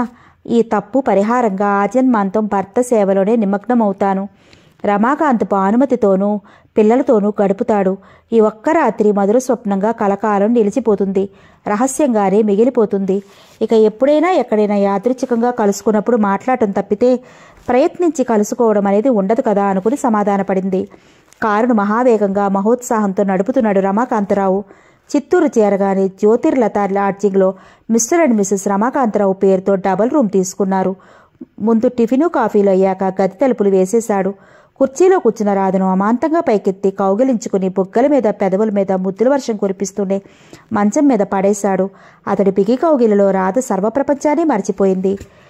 నిసర్గ మనోహరమైన ఆమె సౌందర్య అమృతాన్ని రమాకాంతరావు పూర్తిగా గ్రోలాడు. భర్త కారులో వెళ్ళిపోగానే భానుమతి మేడ మీద స్టూడియోలోకి వెళ్ళి తివాచీ మీద చిందరవందరగా పడి ఉన్న కాగితాలను సర్దింది. గదిలో ఒక మూల పడి ఉన్న సిగరెట్ పీకలను కిటికీలో నుంచి బయటకు పారేయడం చేతకాని యాబ్రాసి మనిషిని విసుక్కుంటూనే అన్నీ ఎత్తి పారబోసింది. నెల్లూరులో భర్తకు ఏజెంటుగా ఉంటూ ఆయిల్ పెయింటింగ్స్కు ఆర్డర్లు క్యాన్వాస్ చేసే వెంకటేశ్వరరావు ద్వారా 4-5 వేల రూపాయలకు భర్త ఆర్డర్లు బుక్ చేసి తెస్తాడని ఆమె ఆశపడింది. ఎప్పుడూ ఏ బ్రషో ఎక్కడో పెట్టి మర్చిపోయి ఇల్లు వాడ ఎగిరిపోయేలా కేకలు వేయడం, పిల్లల్ని తన్ను తిట్టడం రమాకాంత్కు అలవాటు. చివరకు ఆ బ్రష్ చాప క్రిందనో ర్యాక్ మీద డ్రాయింగ్ కాగితాల మీదనో ఉంటుంది. అది తీసి ఇస్తే నువ్వే పెట్టి ఉండాలంటాడు. ఏం దెబ్బలాడినా ఏం కేకలు వేసినా భర్త ఇంట్లో ఉంటేనే సందడి, లేకపోతే అసలు ఎవరూ లేనట్టుగానే నిశ్శబ్దంగా ఉంటుంది అనుకుంది. అమ్మా, నాన్న రాత్రికి వస్తాడా అని చిన్న కొడుకు అడిగితే ఏమోరా, రాత్రికి రారేమో, రేపొస్తాడేమో అని చెప్పి వాడికో కోవా బెళ్ళ ఇచ్చింది. పడుకోబెట్టి నిద్ర పోగొట్టింది. ఇంట్లో బియ్యం కొనడానికి, కూరలకు, పాలకు డబ్బులు అడిగితే విసుక్కుని తిట్టిపోసి మరీ ఇచ్చే భర్త అడగకుండానే నేను వచ్చే వరకు వాడుకో అంటూ 100 రూపాయలు ఇవ్వడం చూసి ఆశ్చర్యపోయింది భానుమతి. అతను కారులో ఊరెళ్ళేటప్పుడు ఎంతో ఉత్సాహంగా ఉన్నారు. ఎప్పుడూ ఉసూరుమంటూ నీరసంగా మూలిగే భర్త మహాసంతోషంగా బయలుదేరుతూ కారులో కూర్చుని భాను జస్ట్ 2 days అంటూ ఎప్పుడూ లేనిది బుగ్గ మీద చిటికి వేయడం కూడా ఆశ్చర్యాన్నే కలిగించింది. మర్నాడు ఉదయం భర్త ఇచ్చిన 100 రూపాయలు తీసుకుని భానుమతి బజార్కి వెళ్ళింది. పిల్లలతో వాళ్ళకు కావాల్సిన నోటు పుస్తకాలు, ఎక్సర్సైజ్ పుస్తకాలు, పలకలు, పెన్సిళ్ళు, రబ్బర్లు కొంది. మధ్యాహ్నం భోజనం చేసి కాసేపు నిద్రపోయింది. నిద్ర లేచి టీ కలుపుకుని తాను త్రాగి పిల్లలకిచ్చింది. రాత్రి వంటలకు రాగానే ఈ పూట మధ్యాహ్నం మిగిలిన అన్నం కొంచెం ఉంది, కాస్త అన్నం వండి మీరు భోజనం చేసి వెళ్ళండి, పిల్లలు ఉదయం వండిన వంకాయ కూర వేసుకుని తింటారులేండి అంది. రాత్రి 8 గంటలకు ఎవరో తలుపు తట్టినట్లయింది. సరోజిని, తలుపు తీయి, మీ నాన్న తిరిగి వచ్చారేమో అంది భానుమతి. పెద్ద పిల్ల సరోజని తలుపు తెరిచి ఎవరో పోలీసును చూసి భయపడి అమ్మో ఎవరో పోలీసు వచ్చాడమ్మా అంది. పోలీసా, ఎందుకు అంటూ భానుమతి అన్నం తింటున్నదే లేచి వచ్చింది. రమాకాంతరావు గారి భార్య మీరేనా? అవును. ఆయన కారు యాక్సిడెంట్లో చిక్కుకుని తిరుపతిలో డాక్టర్ శివరాం గారి నర్సింగ్ హోంలో ఉన్నారు. తలకు తీవ్రమైన గాయాలు తగిలాయి.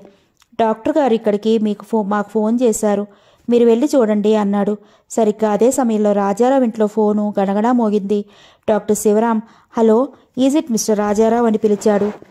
Yes Rajarao, myself, what is the matter అన్నాడు. సారీ టు డిస్టర్బ్ యూ, మీ శ్రీమతి గారి కారు యాక్సిడెంట్కు లోనయ్యి నా నర్సింగ్ హోంలో ఉన్నారు.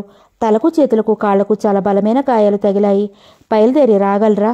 వచ్చి చూస్తే బాగుంటుంది. వస్తాను, తెల్లవారేసరికి అక్కడ ఉంటాను. జాగ్రత్తగా చూడండి, ప్రమాదం లేదు కదా? గాయాలకు కట్టుకట్టారా? శివరాం, గాయాలకు డ్రెస్సింగ్ చేశాం. ప్రస్తుతం ఆవిడ అన్కాన్షియస్గా ఉన్నారు. హ్యాండ్ బ్యాగ్లో మీ లెటర్ హెడ్ కనిపించింది, దానితో మీకు ఫోన్ చేస్తున్నాను. ఉదయానికి ఆమెకు స్పృహ రావచ్చు అంటూ రిసీవర్ హుక్కుకు తగిలించాడు. భర్త కారు ప్రమాదంలో ఇరుక్కున్నాడని తెలిసి 2-3 నిమిషాలు నోట మాట రాక నిశ్చేష్రాలైంది భానుమతి.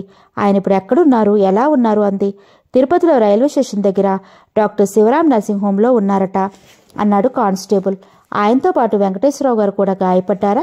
ప్రమాదంలో పురుషులు చిక్కుపడలేదట, ఎవరో స్త్రీ ఉన్నారు, ఆమె కూడా గాయపడింది. అలాగా, సరే అంటూ టైం చూసుకుని ఇప్పుడే తిరుమల ఎక్స్ప్రెస్లో బయలుదేరి పెడతానంటూ పిల్లల్ని తీసుకుని తిరుమల ఎక్స్ప్రెస్ ఎక్కింది. ఆమె రైలు ఎక్కిన సమయంలోనే ఫ్యాక్టరీకి ఫోన్ చేసి 2 రోజులు సెలవు మీద అర్జెంటుగా ఊరెళ్తున్నానని చెప్పి రాజారావు కారులోని ట్యాంకు నిండా పెట్రోల్ పోయించుకుని తిరుపతికి బయలుదేరాడు. తాను ఎంత గాఢంగా రాధను ప్రేమించాడు, రాధ కూడా తను అంతగాఢంగానూ ప్రేమించిందనే రాజారావు నమ్మాడు. అమ్మమ్మను చూడమని తమ్ముడు చెప్పాడని ఆమె చెప్పగానే ఆ మాటలు విశ్వసించాడు. తెల్లవారేసరికి రాజారావు తిరుపతి చేరుకున్నాడు. డాక్టర్ శివరాం నర్సింగ్ హోమ్ దగ్గర కారు ఆపుకుని నర్సును అడిగాడు. రాధ ఇంకా లేవలేదని, అయితే ప్రాణాపాయం ఏమీ లేదని, తలపైన చేతులపైన కాళ్లపైన తీవ్రమైన గాయాలు తగిలాయని, తెల్లవారుజాము 4 గంటలకు స్పృహ వచ్చిందని చెప్పారు. ఆమె హ్యాండ్ బ్యాగ్ తెరిచి చూసినప్పుడు కానీ ఆమె ఎవరైంది తెలియలేదని, అందులో కనిపించిన కవరు రాజారావు లెటర్ హట్టు చూసి డాక్టర్ శివరాం ఫోన్ చేశాడని కూడా నర్సు చెప్పింది. ఓ అరగంట వెయిట్ చేయండి ప్లీజ్ అంది నర్సు. ముందు ఆమెకు ప్రాణాపాయం లేదని గ్రహించిన పిదప ఇంకా టైం ఉంది కనుక రాజారావు నర్సు చెప్పిన సంగతులకు తోడు ఇంకా ఏమైనా విషయాలు తెలుస్తాయేమోనని నర్సింగ్ హోమ్ గేట్ దగ్గర ఉన్న వాచ్మ్యాన్ని ప్రమాదం ఎక్కడ జరిగింది అన్నాడు. తిరుమల కొండ మీదకు వెళ్లే ఆర్టీసీ బస్టాండ్కి కొద్ది దూరంలో ఒక మెకానిక్ షాపు యజమాని ఇద్దరిని నర్సింగ్ హోంలో అపస్మారక స్థితిలో తీసుకొచ్చాడని, కారు పక్క వీధిలో నుంచి తిరిగి అకస్మాత్తుగా వచ్చిన లారీతో ఢీకొని పచ్చడైపోయిందని చెప్పాడు. ప్రమాదం జరిగిన చోటుకి ఎలా వెళ్లాలో కూడా చెప్పాడు. మదనపల్లి వెళ్తానన్న రాధ రమాకాంతరావు కారులో ఉండడానికి కారణమేంటి? రమాకాంతరావుని తాను జానకి ఇంట్లో చూశానని భార్య చెప్పింది. తనలో తాను ఇలా తర్కించుకుంటూనే ప్రమాదం జరిగిన చోటికి వెళ్ళాడు. అక్కడే ఉన్న కాఫీ హోటల్లో ఫలహారం చేశాడు. మెకానిక్ అంతలోనే షాప్ తెరిచాడు. ముందు భాగం వంగిపోయి దెబ్బతిన్న అంబాసిడర్ కారుని చూశాడు. రాత్రంతా వీలైనంత వరకు దాన్ని రిపేర్ చేశానని మెకానిక్ చెప్పాడు. బాబు, ఆవిడ మరొకరి భార్య అట. ఈయన పిల్లలు పెళ్ళాం ఉన్న ఆసామి అట. ఇద్దరు లవర్స్ అనుకుంటాను. చిత్తూరు వైపు నుంచి వస్తున్నారు. చిత్తూరులో రాత్రి ఒక హోటల్లో మిస్టర్ అండ్ మిస్సెస్ రమాకాంతరావు పేర డబుల్ బెడ్రూమ్ బుక్ చేసుకున్న రసీదులు ఆయన బ్రేక్ఫాస్ట్లో కనిపించాయని, ఈవిడ బ్యాగులో భర్తగారి అడ్రస్ అవి దొరికాయని రాత్రి 9:30 గంటలకి నర్స్ చెప్పింది. ప్రమాదం జరిగేటప్పటికి చీకటి పడుతోంది. 6:45 అయ్యింది. నా వాచి చూసుకున్నాను. నేనే రిపేర్ చేసిన ఒక ఫియట్ కారులో ఇద్దరిని దగ్గరలో ఉన్న నర్సింగ్ హోంలో చేర్చాను అన్నాడు. అయితే వీరిద్దరూ తనకు తెలియకుండానే జానకి ఇంటిలో కలుసుకుంటున్నారు. భార్య ఇంత సాహసానికి ఒడిగడుతుందని కలలో కూడా ఊహించని రాజారావుకి నిజంగా షాక్ తిన్నట్టయింది. ఎంత పని! తాను ఆమెకు ఏనాడు ఏ లోపం చేయలేదే. పెళ్లి కాకముందు, పెళ్లి అయిన తర్వాత ఏ పరస్త్రీని కూడా కన్నెత్తైనా చూడలేదే. ఇప్పుడు ఈ పరపురుష వ్యామోహం ఏమిటి అని బాధపడి తిరిగి నర్సింగ్ హోమ్కి చేరుకున్నాడు.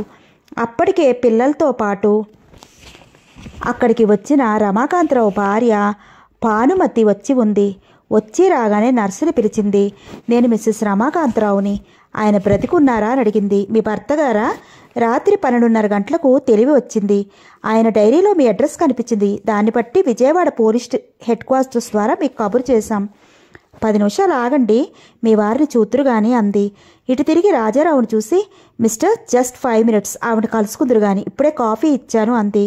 ఆవిడ మీ భార్య అంది భానుమతి. అవును, ముక్తసరిగా జవాబిచ్చాడు. ఏం జరిగింది?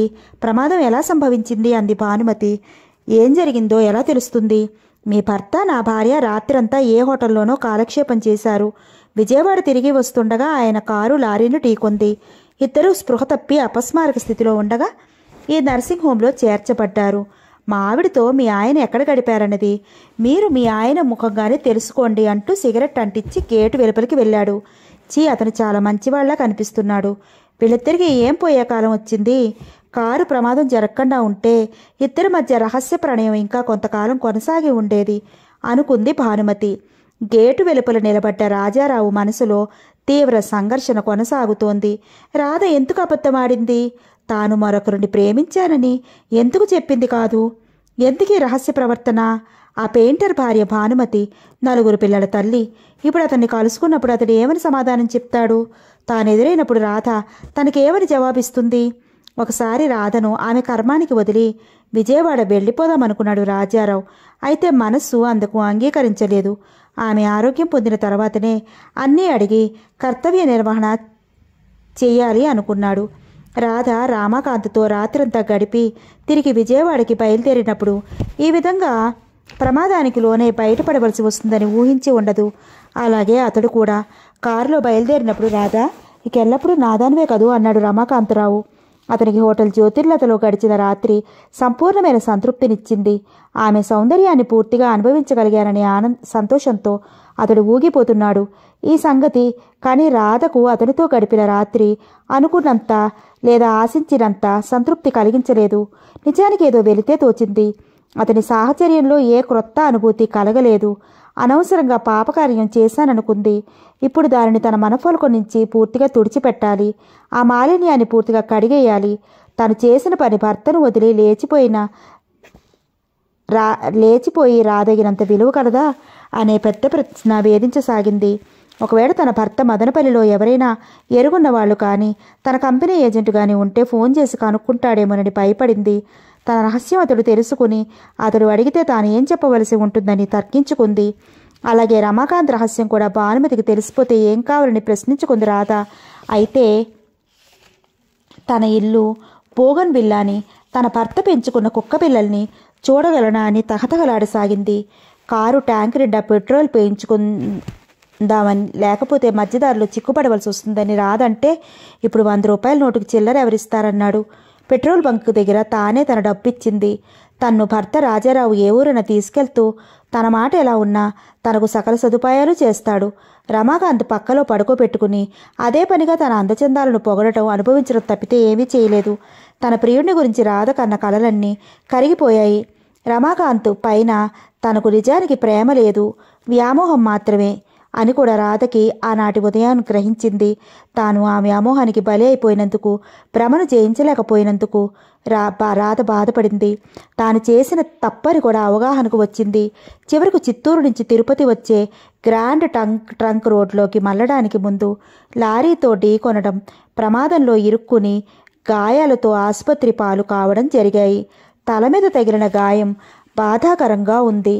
ఆమెకు తెలివి వచ్చినప్పుడు ఆ బాధ మరింతగా కలిగింది. తనకు మరణమే సంభవించి ఉంటే బావుండునని అనుకుంది. ఈ ప్రమాదం మూలంగా తాము చెప్పిన అబద్ధాల మేడలన్నీ కూలిపోయాయి. ఇప్పుడు తాను జీవించే ఉంది. నర్సు వచ్చి మీ ఆయన రాజారావు గారు వచ్చారు, బయట ఉన్నారు అని చెప్పడంతో అమ్మో అనుకుంది. మీ హ్యాండ్ బ్యాగ్లో మీ పేరున ఉన్న మోటార్ లైసెన్స్ పట్టి, మీ భర్త గారి లెటర్ హెడ్ను పట్టి ఆయన పేరు తెలుసుకున్నాం. ఆయనకు డాక్టర్ గారు నిన్న రాత్రే ఫోన్ చేశారు. ఉదయం వచ్చారు. అరుగో సిస్టర్ తీసుకొస్తోంది అంది. ఇంతలో రాజారావు ఆ గదిలోకి వచ్చాడు. ఆమె తలకు, చేతులకు, కాళ్లకు తగిలిన గాయాలను, కట్టిన బ్యాండేజీలను పరిశీలించాడు. బస్టాప్ దగ్గర తాను దిగబెట్టినప్పుడు ఎంత చక్కగా ఉందో ఇప్పుడు అంత వికృతంగా ఉంది తన భార్య. కళ్లల్లో అసలు కాంతి లేదు, ముఖంలో తేజస్సు లేదు. ముఖం పాలిపోయినట్లుంది, కళ్ళు లోతుకుపోయాయి. అతని హృదయంలో కోపానికి బదులు ఎందుకో గాని జాలి, సానుభూతి చోటు చేసుకున్నాయి. నేను డాక్టర్ శివరాంతో మాట్లాడాను. ఇంకా నువ్వు 1 వారం రోజులైనా ఉండాలన్నారు. నీకు ఈ వార్డులో అందరు పేషెంట్లతోనూ బెడ్ కాక స్పెషల్గా ఏదైనా గది ఇమ్మని నర్సుతో చెప్పాను. నీకేం కావాలన్నా నర్సుతో చెప్పు. డాక్టర్ కొంత డబ్బు ఇచ్చాను. రోజు బ్రెడ్, పాలు వాళ్ళు ఇస్తారు. భోజనం హోటల్ నుండి వస్తుంది. నేను వెళ్ళిపోతున్నాను. 4 రోజుల్లో వస్తాను అన్నాడు రాజారావు. మీరు నా కోసం బాధపడవద్దు, నేను చచ్చిపోతాను అని రాధ ఏడవసాగింది. ఏడవడానికి ఇది సమయం కాదు. ఏడిస్తే ఆ గాయాలు మళ్ళీ రేగి మరింత బాధ కలుగుతుంది. ఇప్పుడు మనం ఏమీ మాట్లాడవద్దు. కానీ ఒక్క మాట, నీకు నా మీద ప్రేమ లేకపోతే చెప్పు, నీకు స్వేచ్ఛ ఇస్తాను. ఈ వివాహ బంధం నుంచి నువ్వు విడిపోవడానికి వీలుగా కోర్టుకి వెళ్లకుండానే నువ్వు ప్రేమించిన వాడిని పెళ్లి చేసుకోవడానికి వీలుగా ఉత్తరం రాసిస్తాను. అయ్యో, మీరంత మాట అనవద్దు. నన్ను క్షమించండి. నేను మీకు ద్రోహం చేశాను. నా పరిస్థితిని అర్థం చేసుకోలేరా? నన్ను క్షమించలేరా? క్షమించడానికి ఏమీ లేదు. నువ్వెంత బాధపడుతున్నావో నేను అంత బాధపడుతున్నాను. నువ్వు సంపూర్ణమైన విశ్రాంతి తీసుకో, ఆ తర్వాత మాట్లాడుకుందామన్నాడు రాజారావు. రాధ కళ్ళు మూసుకుంది. అంతలోనే ఆమెకు నిద్ర పట్టింది. ఆమె 15 నిమిషాలైనా నిద్రపోయి ఉంటుంది. నర్సు యాపిల్స్ తెచ్చిచ్చింది. మీకు డాక్టర్ గారు స్పెషల్గా రూమ్ ఇచ్చారు. బెడ్ అవి అక్కడ ఏర్పాటు చేశాను. మెల్లగా నా చేయి పట్టుకుని నడవగలరా? లేకపోతే స్ట్రెచ్చర్ని తెప్పించమంటారా అంది నర్సు. నర్సు మెల్లగా ఆమెను పట్టుకుని నడిపిస్తే స్పెషల్ రూమ్కి చేరింది రాధ. ఈ యాపిల్స్ ఎక్కడివి అంది. మీ శ్రీవారు కొనిచ్చారు. ఆయన కారులో విజయవాడ వెళ్ళిపోయారు. డాక్టర్ గారితోనూ మరీ మరీ జాగ్రత్తగా చూస్తుండమని చెప్పి వెళ్లారు అంది నర్సు శాంత. సరిగ్గా అదే సమయంలో భానుమతి భర్త పక్కన కూర్చుంది. నర్సు గాయాలంత తీవ్రమైనవి కావు, 2-3 రోజుల్లో నయమైపోతాయని చెప్పి వెళ్ళింది. భార్యను చూడగానే రమాకాంతరావుకు ఏవగింపు కలిగింది. తన హృదయంలో ప్రేమాగ్ని రగిల్చిన రాధనే అతడు చూడగోరుతున్నాడు. ఈ ప్రమాదం గురించి ఆమె ఏమనుకుంటుంది తెలుసుకోవడానికి ఆదుర్దా పడుతున్నాడు. అతడికి జీవితం నరకప్రాయంగా తోస్తోంది. తర్వాత భర్తకు ఏమాత్రం ఉత్సాహం కలిగించలేదని భానుమతి త్రుటిలో తన రాక భర్తకు ఏమాత్రం ఉత్సాహం కలిగించలేదని భానుమతి త్రుటిలో గ్రహించింది. భర్త రాధను గురించి ఇంకా మక్కువలో ఉన్నాడనుకుంది. ఆమెతో కూడా పిల్లలు తండ్రిని చూడటానికి వచ్చి ఆ వాటిలోనే ఖాళీగా ఉన్న ఒక మంచం మీద కూర్చున్నారు. ఏమిటి హడావుడిగా పరిగెత్తుకొచ్చావు అని అడిగాడు రమాకాంతరావు. ఏముంది, మీరేమయ్యారో అని ఆందోళన పడి వచ్చాను. మీరు ఏ పరిస్థితిలో నన్ను విడిచిపెట్టడానికి, ఆమెను పెళ్లి చేసుకోవడానికి అంగీకరించబోను అని చెప్పడానికి వచ్చాను. పిల్లల్ని చూడండి, వాడికి ఇంకా చదువులు చెప్పించాలి, పెళ్ళిళ్ళు చేయించాలి. నేను దగ్గరగా 15 ఏళ్ల క్రితం కాపురానికి వచ్చాను. ఇప్పుడు ఆవిడేదో అందంగా ఉందని నన్ను వదిలేయడం మంచిది కాదు. కోర్టుకు వెళ్తే వాళ్ళ అనుమతిచ్చే కాస్త మనోవర్తి మాకు చాలదు. ఈ విషయం పత్రికల దాకా వెళ్ళటం కూడా అంత మంచిది కాదు. మా నాన్న మమ్మల్ని వదిలేసి మరొక ఆవిడని పెళ్లి చేసుకున్నాడని వాళ్ళెలా చెప్పుకుంటారు? తండ్రి ఒక్కరోజు కనిపించకపోతే తల్లడిల్లిపోతారే. మీకు బాగా ఆరోగ్యం లభించాక రావచ్చు, కానీ ఇటుపైన ఆమెను కలుసుకోవడానికి వీల్లేదు. నేను ఆమెతో చెప్తాను. ఆమె భర్త రాజారావు కూడా వచ్చాడు. కోర్టుకు వెళ్ళి ఆమెకు విడాకులు ఇవ్వవద్దని, అల్లరి చేయవద్దని రాజారావు గారితో కూడా చెప్తాను. మీకు నా రాక ఇష్టం లేనట్టు స్పష్టంగా తెలుస్తూనే ఉంది కనుక నేను నా పిల్లలు తిరిగి ఇప్పుడే విజయవాడ వెళుతున్నాం. ఆ తర్వాత మీ ఇష్టం అని భానుమతి పిల్లల్ని తీసుకుని బయటకు వచ్చింది. వాళ్ళందరినీ వెయిటింగ్ రూమ్లో కూర్చోబెట్టింది. నర్సును పిలిచి తాను రాజారావుని చూడాలనుంది. ఆమెకు ఇంకా బాగా నయం కాలేదు. సాయంత్రం చూడకూడదా అంది నర్సు. నేను విజయవాడ తిరిగి వెళ్ళిపోతున్నాను. ఆవిడతో 4 మాటలు చెప్పి వెళ్ళిపోతాను. సిస్టర్, ఇది చాలా అర్జెంటు అంది భానుమతి. భానుమతి భర్త రాజారావు భార్య ఒక రాత్రి ఎక్కడో గడిపారు. ప్రమాదం పాలయ్యారు. అది దాంపత్య కల్లోలం. వద్దనడానికి తనకు వీలు లేదు. పోనీ 4 మాటలు మాట్లాడి వస్తుంది అనుకుంది నర్సు. సరే వెళ్ళిరండి, కానీ ఎక్కువసేపు మాట్లాడకండి. డాక్టర్ గారికి తెలిస్తే నాకు మాట వస్తుంది అంది నర్సు. రాధ ఉన్న గదిలోకి వెళ్ళి అక్కడ ఉన్న ముక్కాలి పీట ఆమె మంచం దగ్గరగా లాక్కుని, నేను రమాకాంతరావు గారి భార్య భానుమతిని అంది. చూసిన గుర్తుంది అంది రాధ మెల్లగా. నీకు నీ మొగుడు చాలకనా నా భర్తను లేవ తీసుకొచ్చావు అంది రోషంగా. ఆయన మీద ప్రేమను చంపుకోలేక వచ్చాను. తప్పే అంది రాధ. తప్పున్నారా? నేను 15 ఏళ్ళు అయింది కాపురం చేస్తున్నాను. 4 పిల్లల్ని కన్న తల్లిని. ఇప్పుడు తగుదునమ్మా అని భర్తను వదిలేసి ఓ రాత్రంతా ఏ హోటల్లోనో మా ఆయనతో కులికి కారు యాక్సిడెంట్కు లోనే ఇలా మంచాన పట్టడం నీకు బాగుందా? మా ఆయన్ని చూశారు, నిక్షేపంలా ఉన్నాడు. నా భర్త స్త్రీలోరుడు. ఆయనకు స్త్రీ వ్యసనం చాలా ఎక్కువ. కాస్త నదురుగా ఏ ఆడది కనిపించినా వదలడు. ఒట్టి జులాయి రకం. ఆయన స్తోత్ర పాఠాలకు ఉబ్బి తప్పిపై లేచి వచ్చావు. ఆయన మాటలు నమ్మి సంసారానికి నీళ్లు వదులుకుంటే నానా విధాలా భ్రష్టురాలివైపోతావు. ఆయన నీ మీద మమకారంతో కోరినా, కోర్టుకు వెళ్ళినా, చచ్చినా విడాకులకు అంగీకరించబోను. నా జీవితాన్ని, నా కాపురాన్ని నాశనం చేయకు. నా సంసారంలో నిప్పులు పోయకు. ఆయన మాటలు నమ్మి నీ బ్రతుకు నాశనం చేసుకోకు. నీకు డైవర్స్ ఇవ్వొద్దని, అల్లరిపాలు కావద్దని నీ భర్తతో చెబుతాను. ఇకెప్పుడూ ఆయన్ని చూడకు. ఇక నేను వెళ్తున్నాను. ఇప్పటికే నీ మీద మోజుతో చస్తున్నాడు. చావని, అతను చచ్చేది నేను వదలను. నా వయసు ఏమిటి, పిల్లల భవిష్యత్తు ఏమిటి అంటూ భానుమతి విసురుగా బయటికి వెళ్ళిపోయింది. సిస్టర్, రాధ భర్త రాజారావు గారు ఏరి అని అడిగింది. ఆయన అరగంట క్రితమే తన కారులో విజయవాడ వెళ్ళిపోయారని నర్సు జవాబిచ్చింది. సరే, విజయవాడలోనే కలుసుకుంటారని రైల్వే స్టేషన్కి వెళ్ళి విజయవాడ వెళ్లే రైలు కూర్చుంది. తను భానుమతి కాపురం నాశనం దలుచుకోలేదని చెప్దామనుకున్న రాధకు ఆ మాత్రం చెప్పడానికి కూడా అవకాశం ఇవ్వక దుమ్ము తొలిపినట్లు దులిపేసి సుడియాలలో చక్కా పోగానే రమాకాంతరావు అంటే అసహ్యం కలిగింది రాధకి. ఇందులో నర్సు పాలు అందించింది. రాధ పాలు తీసుకుంది. బ్రెడ్ ఇవ్వబోతే ఇప్పుడు తినలేను, తర్వాత తింటానంది. మరో సిస్టరు ఇంతలో వచ్చి రమాకాంతరావు గారు మీకు ఇమ్మన్నారు అంటూ ఉత్తరం ఇచ్చింది. అది చదివింది. రాధ, ఎలా ఉన్నావు? కదిలితే తలపోటు. నా తలకి బ్యాండేజీ, బహుశా 2 చెక్కలై ఉంటుంది. మోచేతి గాయాలు. శరీరంలో ఏ భాగాలు సరిగ్గా ఉన్నాయో, ఏ భాగాలు పోయాయో కూడా తెలియదు. ఒళ్ళంతా బ్యాండేజీలే. నువ్వెలా ఉన్నావు? నీ భర్త వచ్చి వెళ్ళాడని తెలిసింది. ఏమైనా కేకలు వేశాడా? డైవర్స్ ఇస్తానన్నాడా? నా భార్య పిల్లలు ఏ గంగలో కలిసినా సరే మనం శాశ్వతంగా ఎక్కడో ఒక చోట ఉండిపోదాం. నువ్వు ఇంక నీ భర్త దగ్గరికి వెళ్ళొద్దు. మన ప్రేమ ఇంకా కొనసాగడానికి నువ్వు ఇష్టపడకపోతే చావే కోరుకుంటాను. జవాబు రాయి రమాకాంత్. తనతో ముభావంగా మాట్లాడిన భర్తతో తిరిగి సంసారం చేయడం సాధ్యపడుతుందో పడదోనని బాధపడుతున్న రాధ వెంటనే కాగితం పెన్ను తీసుకుని రమాకాంతరావుకి జవాబు రాసి పంపింది. నన్ను కలుసుకుంది భానుమతి. ఈ జీవితంలో తిరిగి మిమ్మల్ని కలుసుకోవద్దంది. నేను సరే అన్నాను. మనం తిరిగి కలుసుకుని ఒకళ్ళనొకళ్ళు కౌగిలించుకుని ఏడుస్తూ వీడ్కోలు ప్రదర్శన ఇవ్వడం నాకు ఇష్టం లేదు. మనం మర్చిపోవడమే ఇరువురికి మంచిది. ఆయన వచ్చారు, ఏమీ మాట్లాడలేదు. మళ్ళీ కొన్ని రోజుల్లో వస్తానన్నారు. వచ్చి ఏం చెప్పింది రాస్తాను. ఇదే నా కడపటి ఉత్తరం. రాధ. సరే, నాకు నడిచే ఓపిక రాగానే నిన్ను కలుసుకుంటాను రమాకాంత్ అని ఒక లైన్ రాసి రమాకాంతరావు రాధకు పంపాడు. విజయవాడ రాగానే భానుమతి ముందు జానకి ఫోన్ చేసింది. నువ్వు నీ ఇంట్లో విందులకు ఆహ్వానించి సమాధానపరిచిన రాధ నా భర్తతో లేచిపోయి కారు ప్రమాదానికి లోనై తిరుపతిలో నర్సింగ్ హోంలో ఏడుస్తోంది. నా భర్త కూడా అక్కడే ఉన్నాడు. ఇద్దరి బ్రతుకు బండలైపోయినట్టే అని ఆమె సమాధానం కోసం వేచి ఊడకుండా సిగరెట్ రిసీవర్ పెట్టేసింది. అలాగే రాజారావును కూడా పిలిచింది. నేనిప్పుడే విజయవాడ వచ్చాను, మీరు కోర్టుకు వెళ్ళకండి, అల్లరిపాలు కాకండి అంటూ ఉండగా రాజారావు అట్నుంచి సంభాషణను కట్ చేశాడు. అలాగేలండి, నేను ఆమెను కోర్టుకు లాగాలని డైవర్స్ ఇవ్వాలని ఆలోచించను అని ఆమెతో ఇంకా సంభాషణ కొనసాగించడం ఇష్టం లేక రిసీవర్ హుక్ మీద పెట్టేశాడు రాజారావు. రాధకు తెల్లవారేసరికి నర్సు పాలు బ్రెడ్తో పాటు యాపిల్ ముక్కలు కోసి ఇచ్చేది.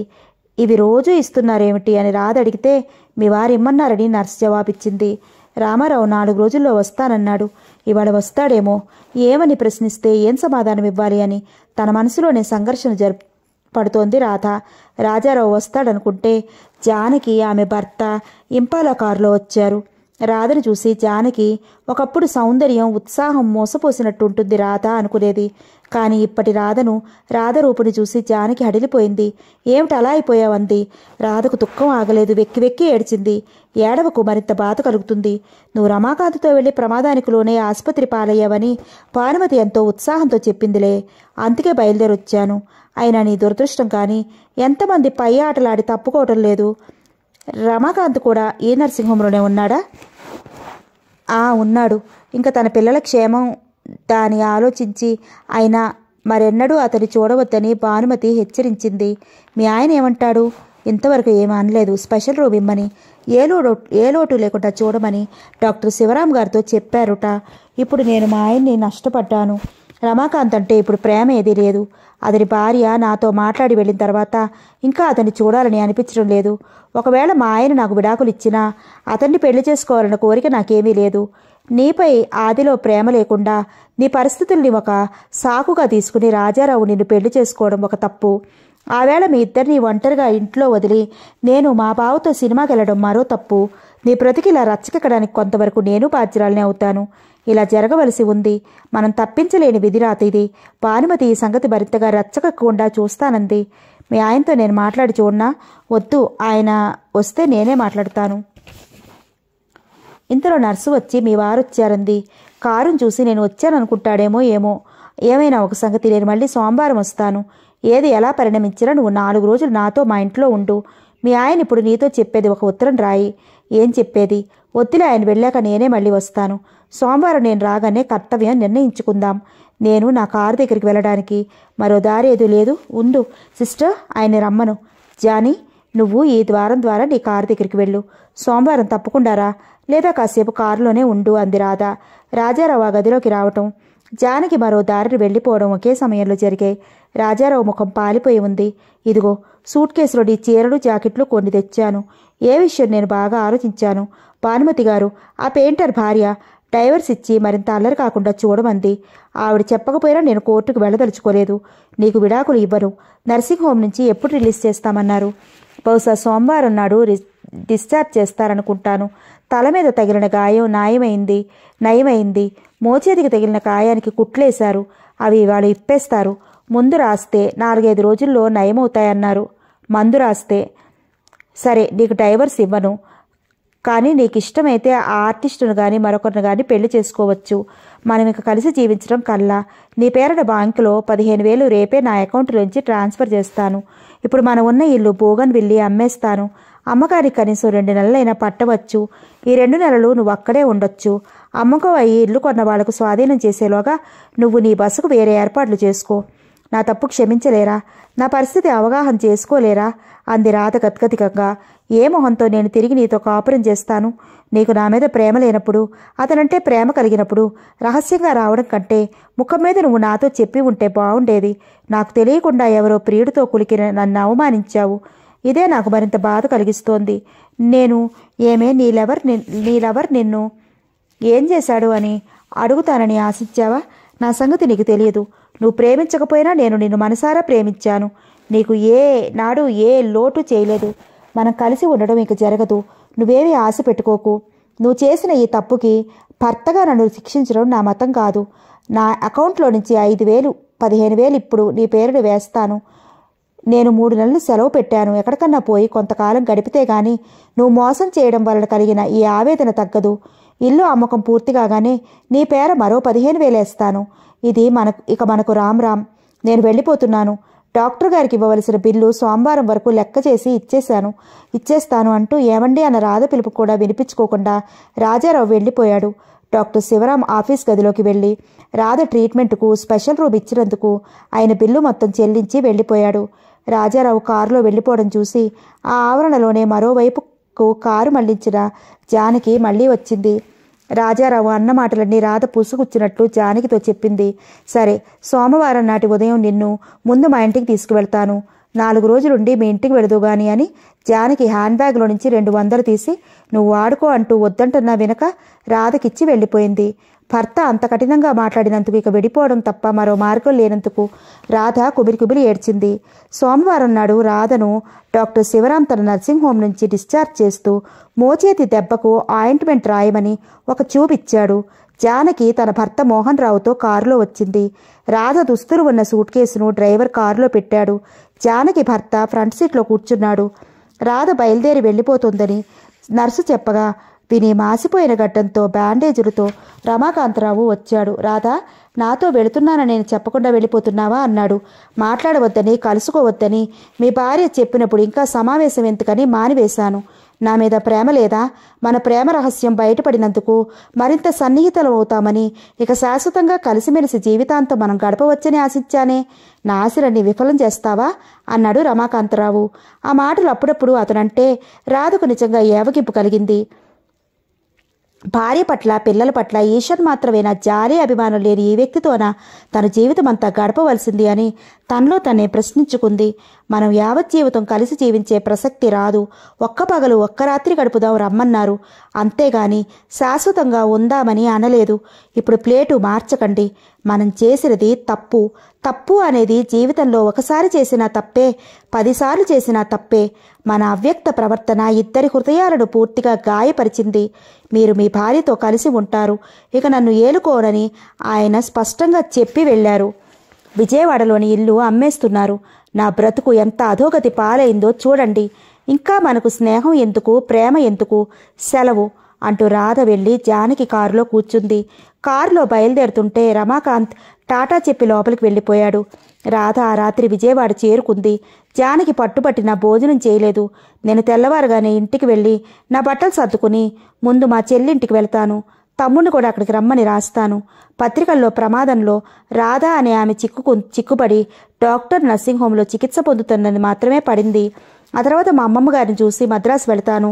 మద్రాసులో మా 2వ తమ్ముడు ఉద్యోగం చేస్తున్నాడు. ఆ తర్వాత కార్యక్రమం నిర్ణయించుకుంటాను అంది రాధ. 4 రోజుల పిదప మొగల్రాజపురంలోని బోగన్విల్లీకి వెళ్ళింది.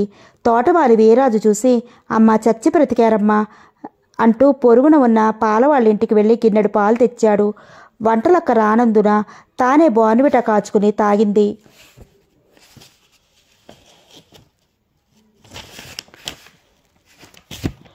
బోర్న్విటా అంటే ఆయనకు ప్రాణం. ఉదయం తన్ను హార్లిక్స్ తాగమని తాను బోర్న్విటా తాగేవారు. హార్లిక్స్ సీసా ఖాళీగా ఉంది కనుక బోర్న్విటా కలుపుకుని త్రాగుతున్నప్పుడు భర్త రాజారావు జ్ఞాపకానికి వచ్చాడు. కాశ్మీర్ వెళ్ళాడని తోటమాలి చెప్పాడు. తాళం చెవి ఇస్తూ అతనికి వచ్చిన ఉత్తరాలు కూడా ఇచ్చాడు. కానీ వాటిని ఆమె తెరిచి చూడలేదు. తన నుంచి విడిపోయిన తర్వాత నువ్వు నేను కలిసి ఉండడం ఇక కల్లా అని తెగేసి చెప్పాక ఇక అతని ఉత్తరాలు తాను చూడటం దేనికనుకుంది. 4 రోజులు బోగన్విల్లీలో ఉంది. దీన్ని అమ్మేస్తానన్నారాయన. అమ్మినా కూడా నిన్నే మాలిగా పెట్టుకోమని ఆ కొన్న వాళ్లకు గట్టిగా చెప్తాను అంది రాధ. చేతి గాయం మారింది.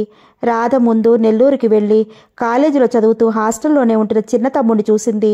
తర్వాత మదనపల్లి వెళ్ళి అమ్మమ్మ దగ్గర వారం రోజులుంది. ఆ తర్వాత మద్రాసు వెళ్ళి ఉద్యోగం చేస్తున్న పెద్ద తమ్ముడి దగ్గర 10 రోజులుంది. ఆ తర్వాత విజయవాడ తిరిగి వచ్చింది. ఇక ఆయన తనతో సంసారం కుదరదని ఖచ్చితంగా చెప్పారు. జీవితాన్ని ఎడారిలా చేసుకోవడం దేనికి? ఆయన బోలెడు డబ్బు బ్యాంకులో నా పేరు వేశారు. శుభ్రంగా తింటాను, హాయిగా ఉంటాను అనుకుంది. రమాకాంతరావు రోజుకొక ఉత్తరం వంతున రాశాడు. కానీ ఒక్కదానికి ఆమె జవాబు ఇవ్వలేదు. జవాబు రాయకపోతే ఫోన్ చేస్తానన్నాడు. ఫోన్లో కూడా జవాబు ఇవ్వకపోతే స్వయంగా వస్తానన్నాడు. ఒకసారి కారులో రావడం చూసి మారిని పిలిచి చెప్పింది. అమ్మగారు ఎవరిని కలుసుకోరట, మిమ్మల్ని ఉత్తరాలు రాయవద్దన్నారు, ఫోన్లో మాట్లాడొద్దన్నారు, అసలు మరెన్నటికీ చూడనని ఖచ్చితంగా చెప్పమన్నారు అని మారితో ఖచ్చితంగా చెప్పించింది. అది విని సరే పోనీలే, నా కర్మ అలా ఉంది అనుకుని రమాకాంతరావు వెళ్ళిపోయాడు.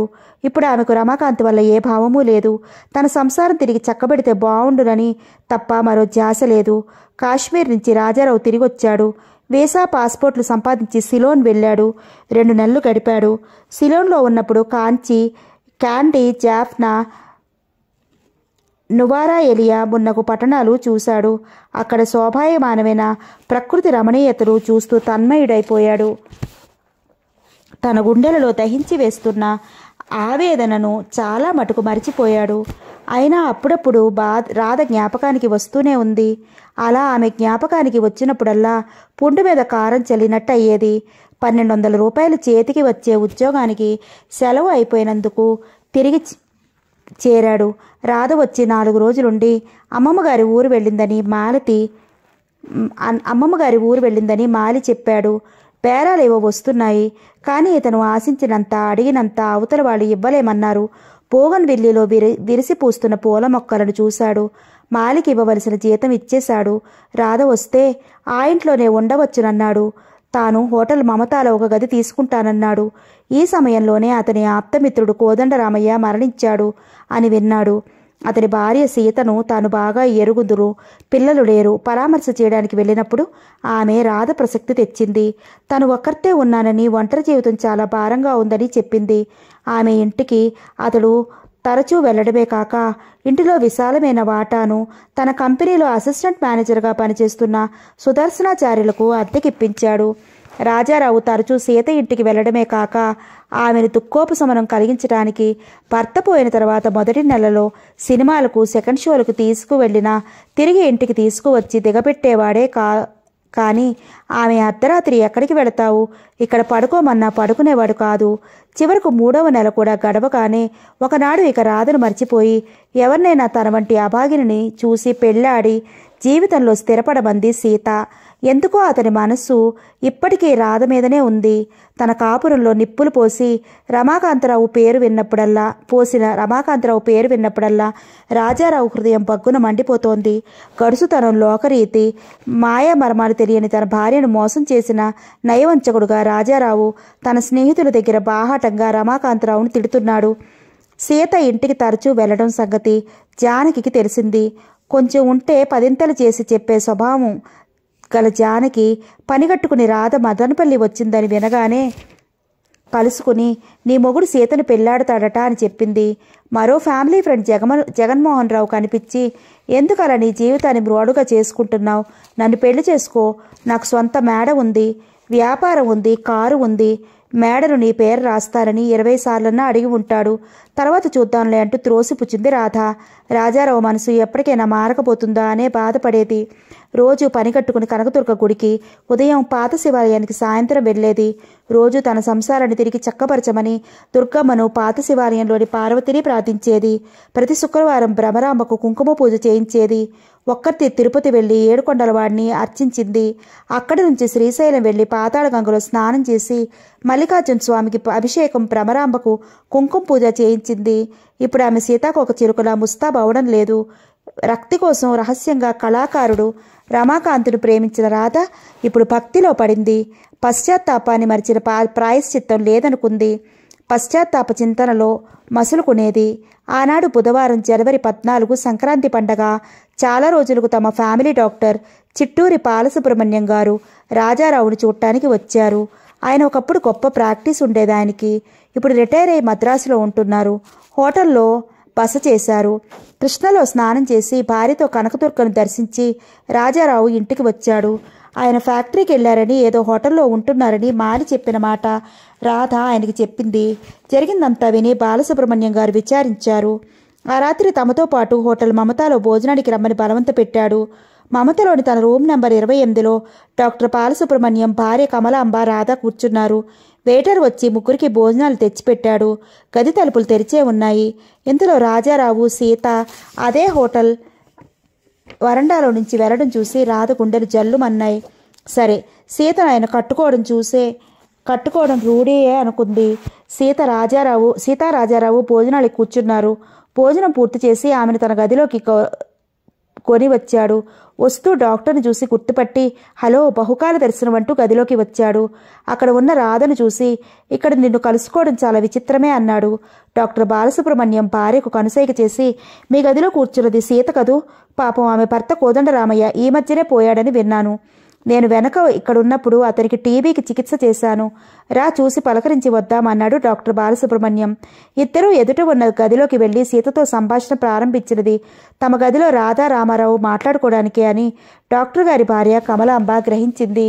మీరు సీతను పెళ్లాడతారా అంది రాధ కోపం ఉండబట్టలేక.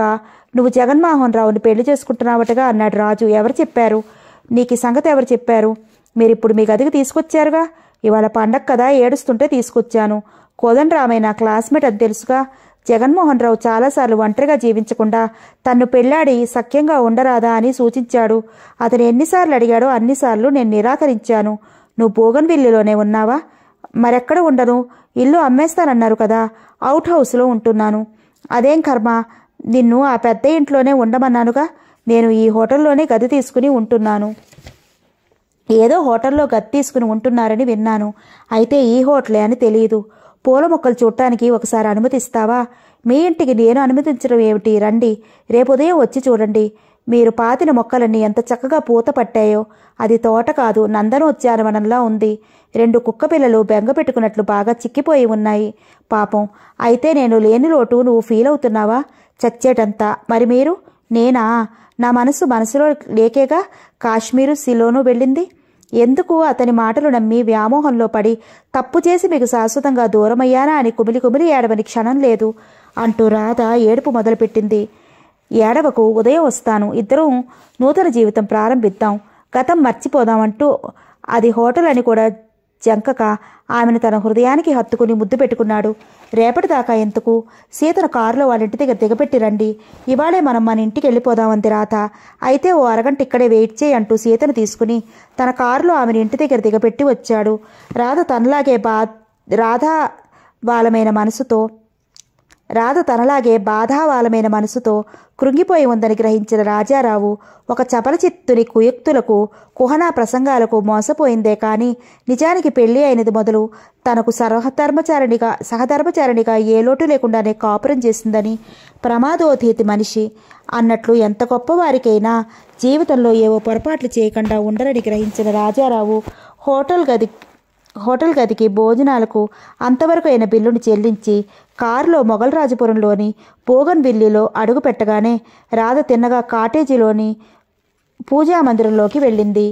వెంకటేశ్వర స్వామి పటం ముంగిట సాష్టాంగపడి కన్నీటితో, స్వామి, ఇంతకాలానికి కరుణించావా అంటూ తన అశ్రుధారలతో ఆ పటానికి అభిషేకం చేయడం చూసి విచలితుడైన రాజారావు, రాధా, లే అంటూ అక్కును చేర్చుకుని ఆమె విశాల నయనాల నుంచి జారుతున్న అశ్రువులను తుడిచాడు. పెద్ద ఇంటిలోకి తీసుకువెళ్లాడు. ఆ తర్వాత ఆమెను కౌగిలించుకుని ముద్దు పెట్టుకుంటూ ఉంటే 2 కుక్క పిల్లలు వచ్చి తమ కాళ్లతో దంపతులను పెనవేసుకుని తోకలు ఆడించసాగాయి. గడపలో నిలబడ్డ మాలి కళ్ళ నుంచి ఆనందాశ్రువులు రాలాయి. సమాప్తం.